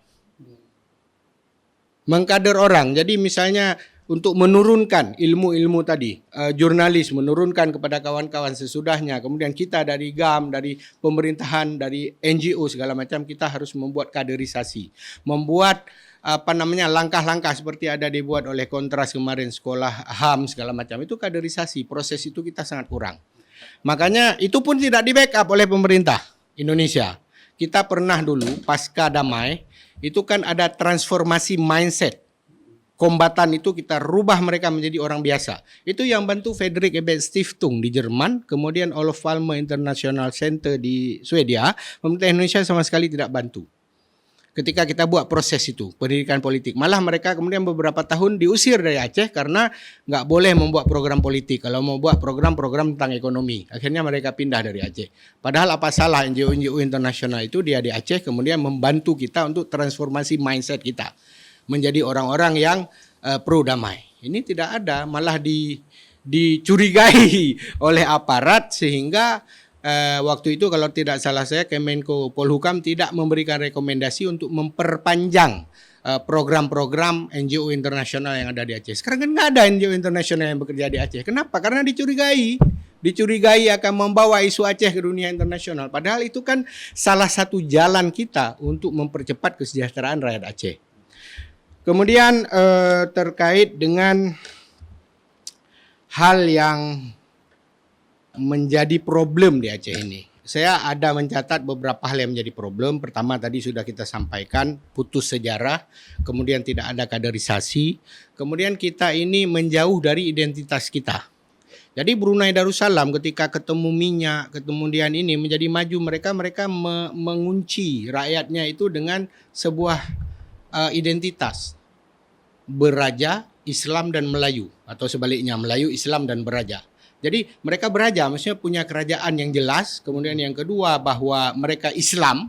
Kita ini kan masih baina-baina antara mengaku nggak mengaku. Padahal syariat Islam ada di Aceh. Jadi mereka mengatakan kita Islam. Tapi masih banyak. Kemudian Melayu. Kita ini bangsa Melayu. Jadi maksudnya kita di Aceh ini sebenarnya ada identitas yang memang harus kita pertahankan, yang kemudian identitas itu kita coba kaburkan untuk menunjukkan bahwa kita itu bisa kok saya menjadi orang Indonesia.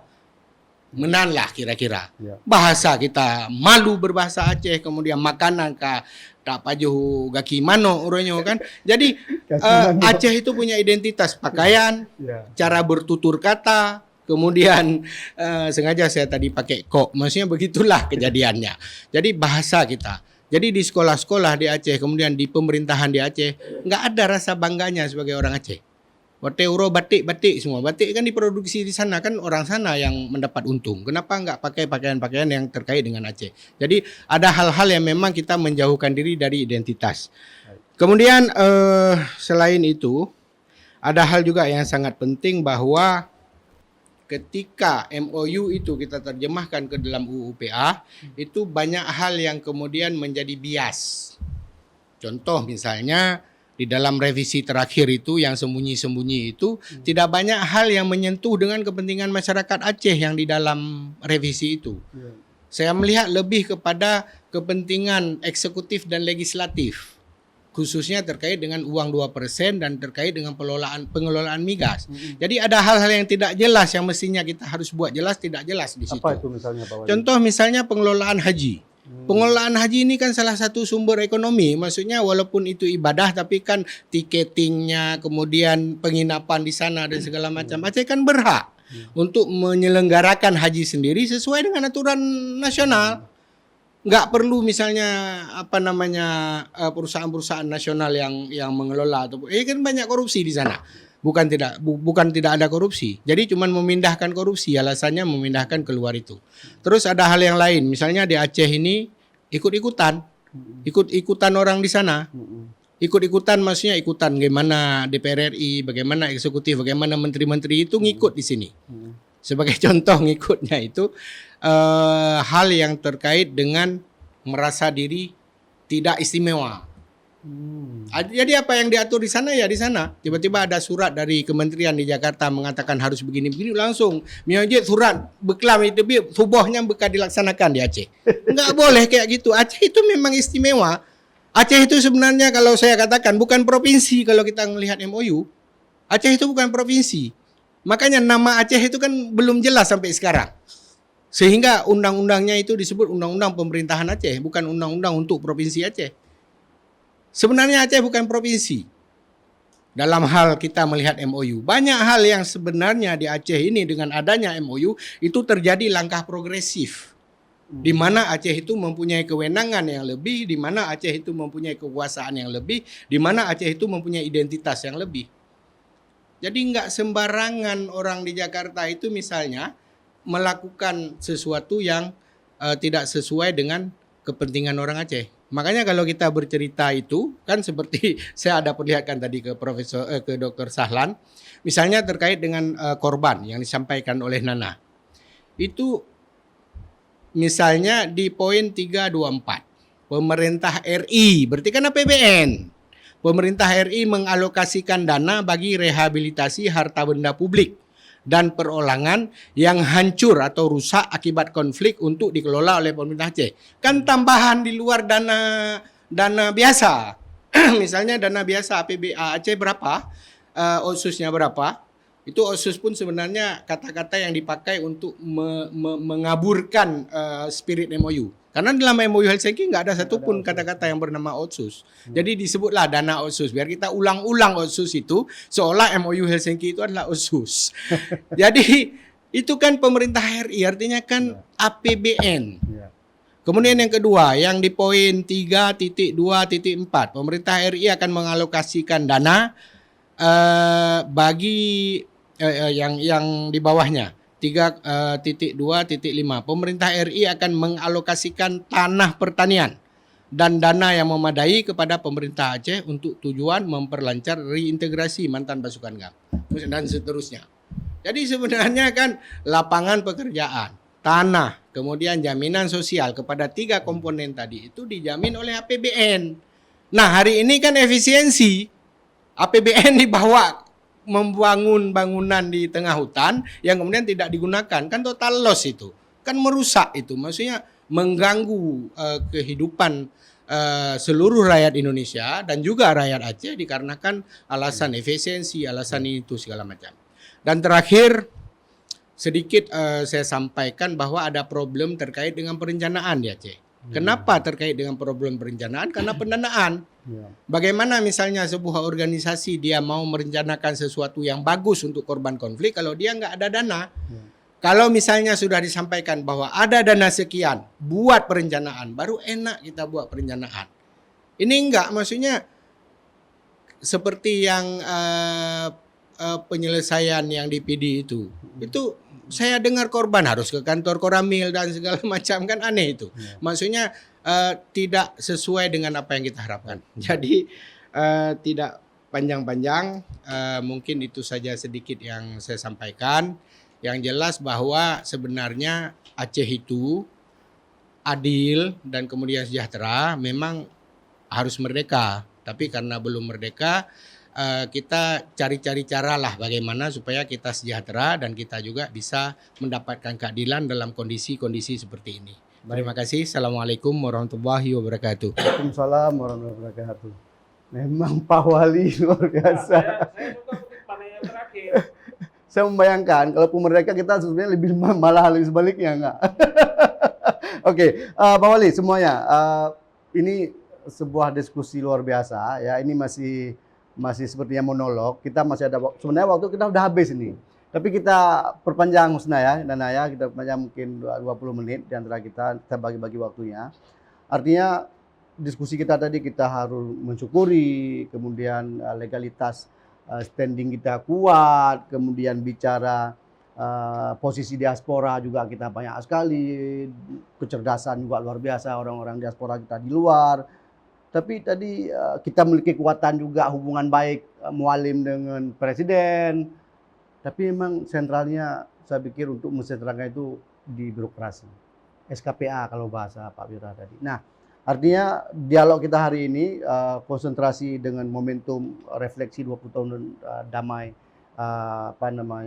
Helsinki, kemudian posisi kita hari ini secara kesejahteraan belum maksimalis kata-kata Pak Salan.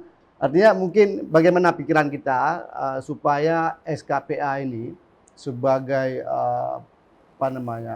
sebagai posisi yang sangat vital untuk pengembangan akselerasi kemajuan yang mengelola APBD supaya ini oke, silakan langsung menyambung dari Pak Wali kita. Justru menurut saya Pak Wali itu memperkuat statement saya di awal soal delivery pembangunan. Jadi semua yang disampaikan oleh Pak Wali, kalau dia panggil saya abang, jadi Pak Wali dengan abang lucu juga. Penabalan bahasa Acehnya harus diperbaiki ini, nanti ke depan digunakan di forum formal. Ya, jadi ya sebenarnya saya menganggap political constraint ini ke depan sudah berakhir, Pak Wali. Nah, oleh karena itu sekarang balik kita ke dalam. Yang nggak bisa kita lakukan tuh apa sih yang menjadi barrier? Harusnya bisa kita lakukan. Misalnya contoh, soal history, soal truth di dalam kerangka reintegrasi. Transitional justice. Ya. Itu sejarah konflik Aceh, sejarah pelanggaran HAM Aceh, itu bisa menjadi sejarah lokal, tinggal dimasukkan oleh Dinas Pendidikan menjadi kurikulum lokal, muatan lokal. Kenapa nggak dilakukan? Ya. Nggak ada political constraint lagi di situ, karena ini sudah wilayah otonomi. Ya, yang karena nggak kreatif SKPA-nya. Dan mungkin mohon maaf selama ini dari gubernur manapun sampai hari ini lupa menjelaskan itu. Maka mungkin ke depan sudah perlu ada perintah dari gubernur, Dinas Pendidikan siapkan kerangka kurikulum lokal untuk peristiwa pelanggaran HAM Aceh atau konflik di Aceh. Jelas untuk masa depan anak-anak. Bahasa Aceh di setiap kabupaten. Bahasa Gayo kalau di tempat saya. Bahasa Tamiang kalau di Tamiang. Itu harus jadi kurikulum muatan lokal. Siapa yang bisa larang? Kita punya kerangka hukum yang kuat. Jadi ini pekerjaannya sudah pekerjaan teknis, bukan pekerjaan politik lagi. Sebagai turunan dari UUPA, langsung saja dikerjakan kanun tentang kurikulum muatan lokal. Bisa kesenian. Oh, kalau di Gayo nanti misalnya ada kalau pendidikan keseniannya, jangan lagi kurikulum kesenian yang biasa, berarti tari guel, yaitu didong, ya. Di daerah lain mungkin ada meratip. Kalau kerajin tangannya mulai dari Kerawang sampai ke Kasab, itu semua bisa dikerjakan di delivery pada level dinas atas perintah gubernur, tapi tidak dilakukan. 20 tahun. Ya. Misalnya seperti di pasal 18 Ya. Undang-Undang Nomor 11 Tahun 2006 bahwa semua sekolah sanawiyah itu menjadi kewenangan pemerintah kabupaten kota untuk dikelola. Ya. Jadi kewenangannya itu ada, tidak ada aturan teknis dalam pelaksanaannya, kemudian tidak ada pendanaan, itu problemnya. Jadi kalau kita tetap menggunakan dengan tugas-tugas yang sangat banyak tadi, kita menggunakan APBA, akhirnya tidak ada untuk rakyat. Ya, maksudnya. Jadi maksud kita ketika ada yang kita perjuangkan sesuatu terkait dengan kewenangan, juga harus konsekuensi anggaran. Ya, misalnya kawasan Sabang dikembangkan ini, dikembangkan itu, uangnya cuma 16 miliar atau 20 miliar. Sebelumnya banyak, tapi kan tidak diatur dengan baik. Mereka yang kelola. Itu salah satu yang harus diselesaikan. Ya. Jadi menurut saya memang ada problem ketidakberanian birokrat yang ada di Aceh. Karena kenapa? Karena kan cuma satu gubernur. Jadi kita tidak masif juga dalam mendukung mereka.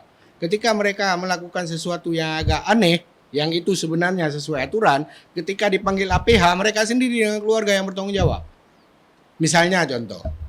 Ini contoh yang jauh terkait dengan media. Pada suatu hari, sebuah media itu mewawancarai saya dengan Bambang Bakhtiar Abdullah. Bambang Bakhtiar Abdullah itu kan sampai besok mungkin masih sebagai juru bicara AGAM. Ketika disebutkan itu juru bicara AGAM di koran tersebut, itu penulisnya kemudian beberapa pimpinannya dipanggil di BAP. Ini kalian jangan sampai kena pasal terorisme dan segala macam, itu model.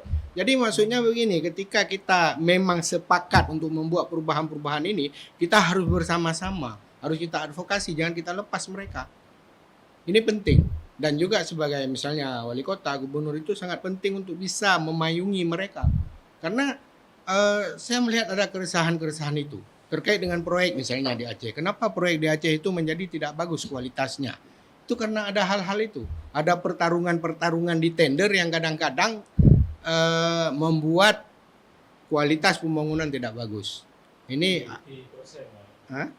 fee persen. Makanya maksudnya akhirnya kan kita menyalahkan dinas teknis. Kadang-kadang mereka juga kan bercerita tentang hal ini. Jadi maksudnya ini memang komprehensif sekali. Selama 20 tahun ini sebagian besar yang Bang Wira sampaikan itu juga kita harus betul-betul coba untuk obati ya. Tapi poin besarnya apakah kita kemudian memiliki optimisme dengan realitas birokrasi dan realitas politik juga hari ini. Bang Salan.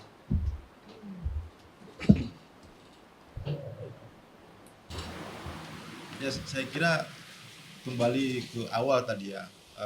Pertama memang kita harus bersyukur, tetapi beapung kalau bahasa Aceh ya. Beapung, jangan fly. Fly. Ya. Artinya gini, kita tadi udah mendata semua masalah-masalah kita ya.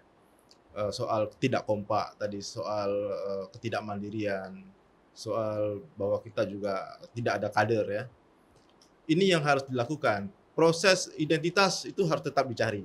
Ya. Belum, saya kira identitas kita belum ketemu. Artinya apa? Kita mau kemana ini belum tahu. Ya. Ya, karena sebagian menginginkan ada penguatan syariat Islam, sebagian menginginkan penguatan budaya, menginginkan identitas keacehan dan segala macam. Itu proses itu menurut saya tetap harus dicari. Ya, harus dibicarakan secara terbuka. Termasuk soal bendera ya. Hal-hal seperti itu kan akan muncul tenggelam. Dan itu harus tetap dibicarakan. Yang kedua, kualitas itu harus tetap diperkuat. Jadi proses memperkuat kualitas pemerintahan itu harus tetap dilakukan. Ya, supaya apa? Karena tadi kuncinya saya kira di situ. SKPA, kita bicara tadi SKPA, bicara kebijakan. Jangan sifatnya reaktif, tapi apa yang harus dilakukan adalah sebuah, tadi Pak Wali sudah bicarakan, perencanaan yang bagus. Apa yang kita harus membayangkan ini ke depan, apa problem kita. Soal kesehatan sudah real ya. Rumah sakit penuh dengan orang sakit, dengan diabetes, dengan jantung, segala macam. Apa treatment kita, apa kebijakan kita yang harus kita lakukan supaya itu bisa berkurang. Tidak sifatnya reaktif. Yang saya contohkan tadi. Soal kaderisasi, saya kira perlu misalnya penguatan sektor pendidikan kita. Kita bisa lihat ya di sektor pendidikan kita seperti apa kualitasnya hari ini. Nah, apa yang harus dilakukan? Saya kira kita harus memperkuat, memang harus kita bicarakan secara terbuka hal seperti ini.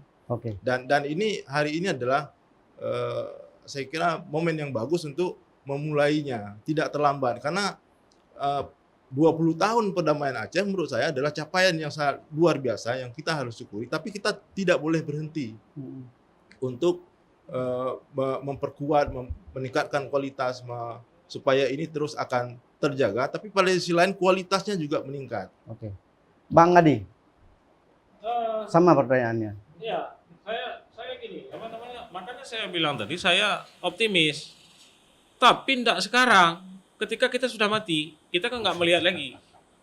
Artinya kita kan tidak melihat lagi, itu bahasa halusnya. Artinya sangat pesimis. Kita nggak melihat lagi, tetapi saya tetap optimis ke depan ya, ke depan akan bagus di generasi yang baru. Saya sepakat tadi Bang Wira dan sepakat juga dengan para narasumber semua bahwa ada hal-hal di soal pendidikan yang harus dibenahi. Kalau misalnya kita ingin sejarah kita dicatat, termasuk soal birokrasi. Ya, juga soal itu. Tetapi mulainya ya tetap dari pendidikan. Kalau misalnya mau birokrasi bagus ya mulai dulu dari pendidikan. Sekolah-sekolah swasta itu bisa melakukan dengan kurikulum yang suka-suka mereka.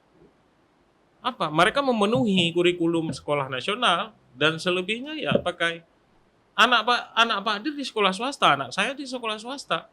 Itu belajar nggak pakai lagi buku, pakai iPad. Dengan apa? Anggaran, ya kebijakan soal anggaran yang disampaikan Pak Wali tadi. Kita kan harus ini soal anggaran itu memang harus diintervensi. Bagaimana caranya? Nah, itu kan bukan urusan kita, urusan pemikir. Karena ada pemikir. itu yang kemudian yang bisa mengubah. Kita misalnya di Aceh ini kanun pendidikan yang ada muatan lokalnya itu sampai sekarang belum siap, Pak Wali. Setahu saya belum siap. Padahal itu sudah dirancang mau dibuat. Oke. Yang akan memasukkan bahasa Aceh misalnya nanti soal kesenian di Gayo nanti pakai bahasa Gayo. Iya, ada itu. Kanun mitigasi bencana, pendidikan kebencanaan itu juga belum siap. Sudah. Sudah siap? Udah diteken? Sudah. Hah? Sudah ya? Ya. Tapi enggak.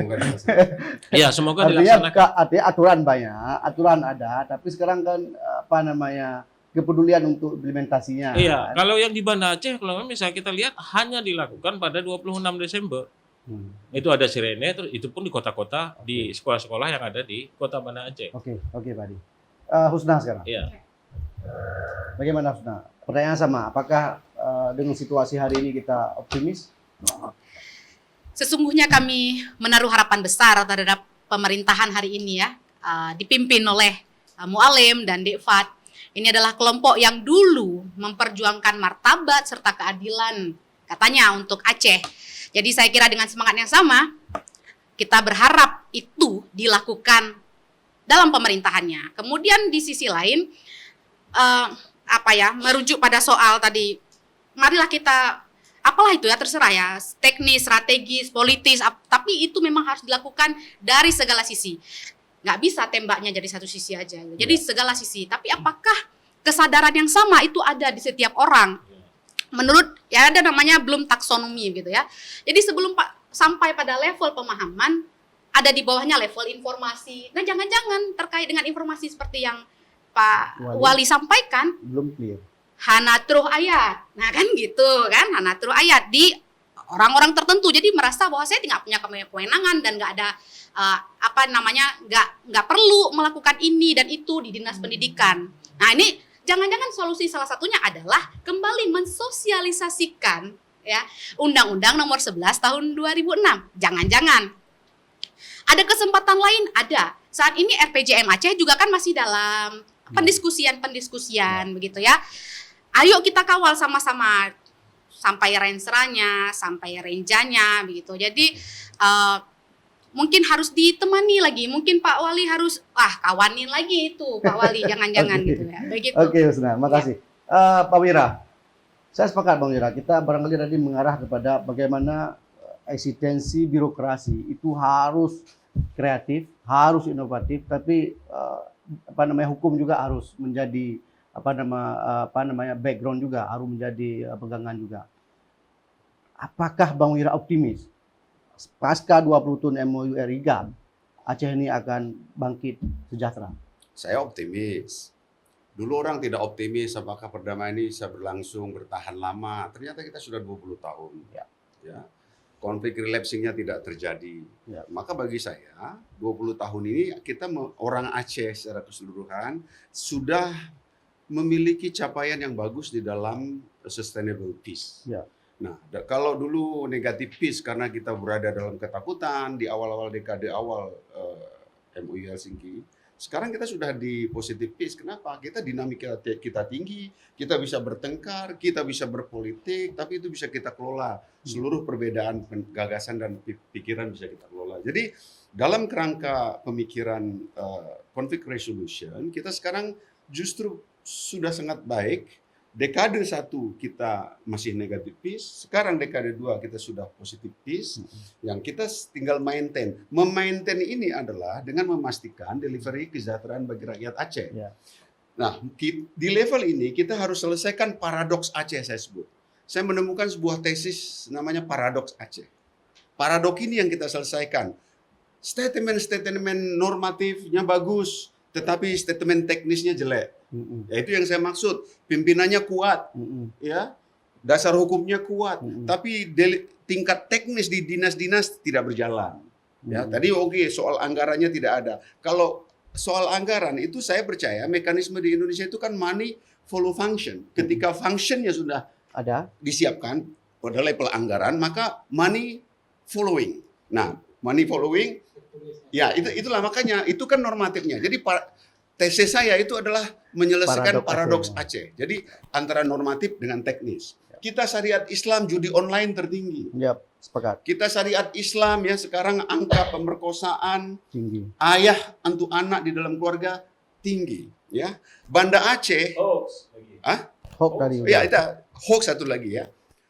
Di Banda Aceh, itu Banda Aceh adalah salah satu kota termahal di Indonesia. Banda Aceh ya. Kemudian kota dengan indeks pembangunan manusia tertinggi di Indonesia. Artinya orang pinter terdidik berkumpul di Banda Aceh. Tetapi di 22 kabupaten kota di Aceh itu gapnya tinggi sekali. Jadi paradoks-paradoksnya banyak sekali terjadi. Kita memproduksi gabah padi sampai 1.500 ton per bulan. Setengahnya ternyata dikuasai rentenir dan pengusaha dari Medan masuk kemari menjadi oplosan. Kita pemimpin kita kuat. Sekarang di backup oleh presiden yang linear.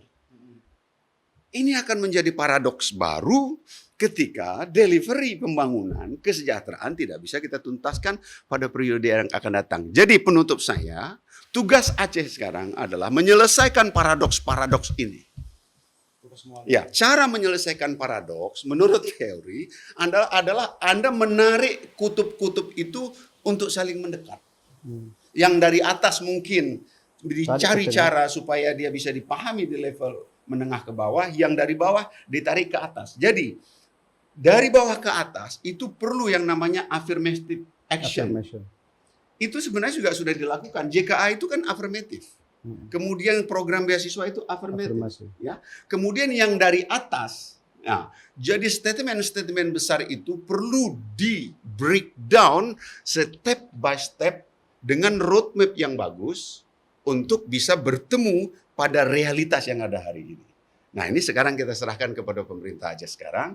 Ya, saya sebagai akademisi, sebagai pemikir, ya menurut saya ini salah satu yang harus betul-betul di-exercise, betul-betul didiskusikan oleh semua pihak. Dan terakhir tadi saya setuju dengan Pak Muslim, ya kita harus kompak. Ya. Jadi ini kan orkestrasinya belum jalan nih Pak Wali. Orkestrasinya belum jalan. Nah, ini peran orkestrasi ini ada pada pimpinan tertinggi di Aceh. Di mana semua, kalau di dalam dunia musik itu, dalam sebuah orkestra, itu ada bunyi yang sangat kecil sekali suaranya, yaitu kencering-kencering itu. Cering-cering-cering. Yang paling besar itu tambur sama trompet. Tapi semuanya harus bisa saling menyatu berkontribusi. Jangan ada yang merasa tertinggal. Ini kelihatannya normatif. Ya. Tapi itulah saya kira kerangka berpikirnya. Baik. Saya kira itu aja. Terima kasih. Assalamualaikum warahmatullahi wabarakatuh. Baik, makasih Bang Wira. Kita masih tersambung dengan Pak Muslim. Pak Muslim masih bisa menyampaikan barangkali closing. Ya. Sama ya seperti yang lain, kita masih sangat optimis sebenarnya untuk Aceh ke depan. Tetapi tentu dengan catatan. Jadi optimismenya bukan optimisme buta ya, tapi kita ada yang harus kita lakukan. Selama kita bisa melakukan itu, insya Allah kita bisa berhasil. Kita bisa maju, bisa mandiri, bisa sejahtera. Nah, syarat pertama seperti yang saya sampaikan tadi, kita harus duduk bersama. Duduk bersama, bicara bersama, dan insya Allah bisa melangkah bersama. Itu dulu prioritas yang harus kita lakukan. Kalau itu kita tidak bisa, masih melihat antara aku, kau, dia, itu masih jauh lah dari harapan itu ya. Tapi kalau kita bisa lakukan hal tersebut, kita bisa duduk bersama, insya Allah kita bisa merumuskan bersama dan insya Allah bisa melangkah bersama. Yang kedua, kita juga harus bisa bekerja sama. Ya, kita bekerja sama artinya kita yang ada di Aceh nanti katakanlah menyiapkan apa-apa yang diperlukan. Kita yang di Jakarta ini juga akan membantu apa-apa yang bisa kita lakukan juga di Jakarta untuk membantu Aceh. Yang ketiga, banyak juga pejabat-pejabat kita yang ada di ya katakanlah di kementerian itu ya.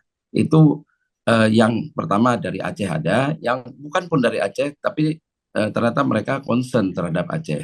Ya, saya tadi malam duduk dengan salah satu pejabat di Kementerian Pertanian. Ya, beliau bukan orang Aceh, tapi beliau ingin ketemu saya gitu karena ingin melihat bagaimana ini Aceh bisa lebih baik gitu ya. Kita diskusi cukup lama gitu. Artinya banyak sebenarnya teman-teman yang bukan Aceh pun menaruh harapan ya. Mungkin karena mereka melihat bahwa Aceh ini apa pernah sangat berjasa untuk Republik ini, kemudian dari sisi mungkin pendekatan Islamnya dan yang lain-lainnya.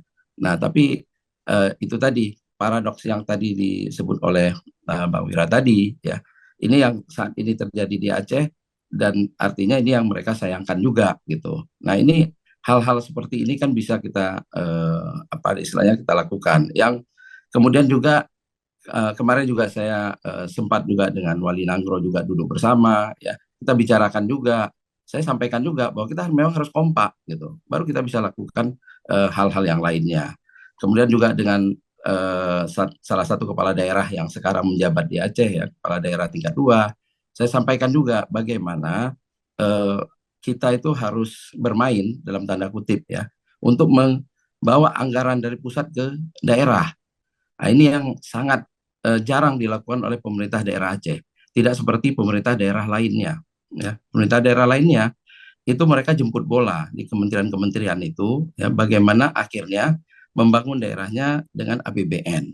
Saya kasih contoh Sumatera Utara, ya, bagaimana dengan APBN-nya, APBD-nya yang lebih rendah daripada APBA kita, ya, tapi bisa mereka membangun Sumatera Utara tidak hanya dengan investasi swasta, tapi juga dengan APBN gitu.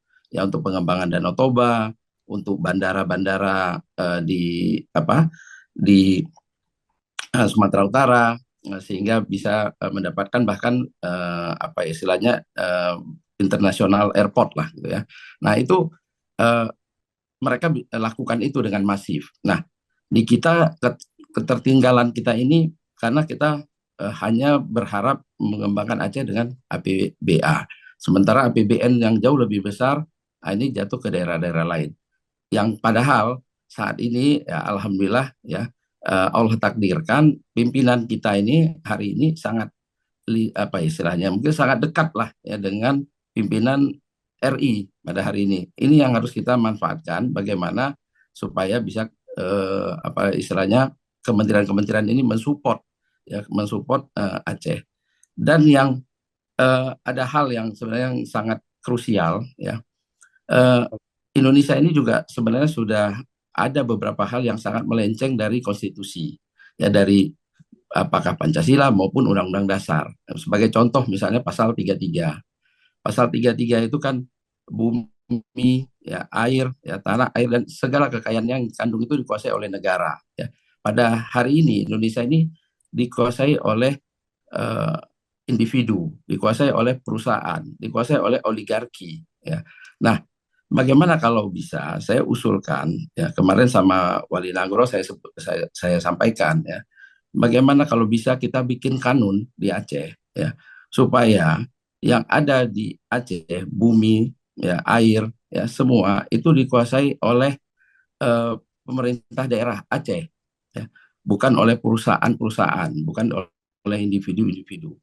Ya kalau sudah dikuasai oleh pemerintah daerah Aceh, kemudian bisa katakanlah ditangani oleh perusahaan daerah Aceh, dan baru kemudian yang lain itu berfungsi sebagai kontraktor untuk mengelola, bukan sebagai pemilik konsesi, bukan sebagai owner gitu. Nah ini mudah-mudahan ya kalau ini bisa kita lakukan dan ini sangat sesuai dengan Undang-Undang Dasar. Jadi kalau kita nanti berbeda dengan Undang-Undang ESDM, Undang-Undang Sumber Daya Mineral misalnya, Minerba dan yang lain, nggak masalah selama kita bersesuaian dengan Undang-Undang Dasar. Justru undang-undang itu yang harusnya direvisi gitu. Nah, jadi kalau kita melakukan itu, sebagai contoh lagi dalam politik, kita mengenal demokrasi Pancasila. Hari ini bukan demokrasi Pancasila yang ada di Indonesia, gitu ya. Kita ada pasal ada sila keempat, ya, bagaimana kita harus bermusyawarah.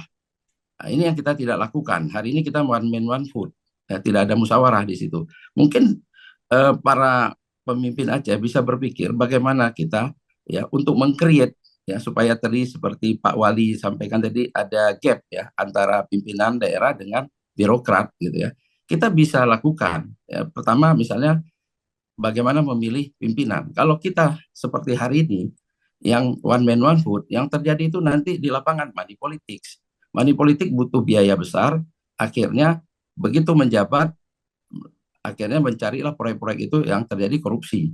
Nah, bagaimana kalau kita memilih pemimpin, meminimalisir mekanisme yang membuat nanti masifnya money politik itu. Nah, ini salah satunya, misalnya contoh, ya, kan itu ada perwakilan. Bagaimana kalau misalnya para geci, ya, bisa memilih bupati, ya, tidak harus masyarakat yang memilih bupati gitu. Dan nanti para bupati memilih gubernurnya gitu. Nah, ini kalau ini bisa jalan, ini bisa salah satu. Itu sebagai contoh ya, bagaimana kita ya out of the box tadi, ya, bagaimana kita dengan semangat Helsinki tadi, ya, kita bisa kembali malah kepada Pancasila dan Undang-Undang Dasar yang murni gitu. Itu yang kira-kira mungkin bisa kita lakukan. Tapi insya Allah tadi kalau kita bisa duduk bersama, kita bisa berbincang bersama, dan kita bisa melangkah bersama, insya Allah ini Aceh akan kembali bisa jaya seperti yang lalu-lalu. Baik, terima kasih Anda Insur Muslim Armas telah berbagi bersama kita dalam dialog Sago TV.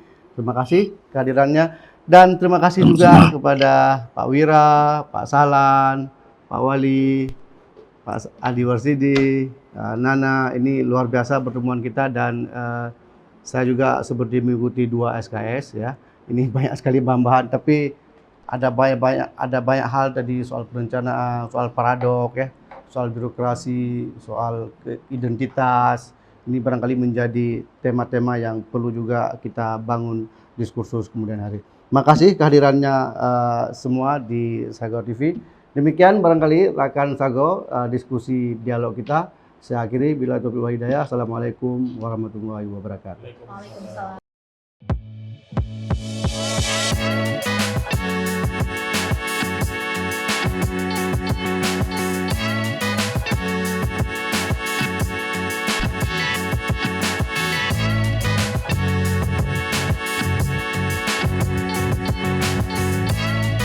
Jika video ini bermanfaat untuk Anda, silakan subscribe, like, dan nyalakan loncengnya.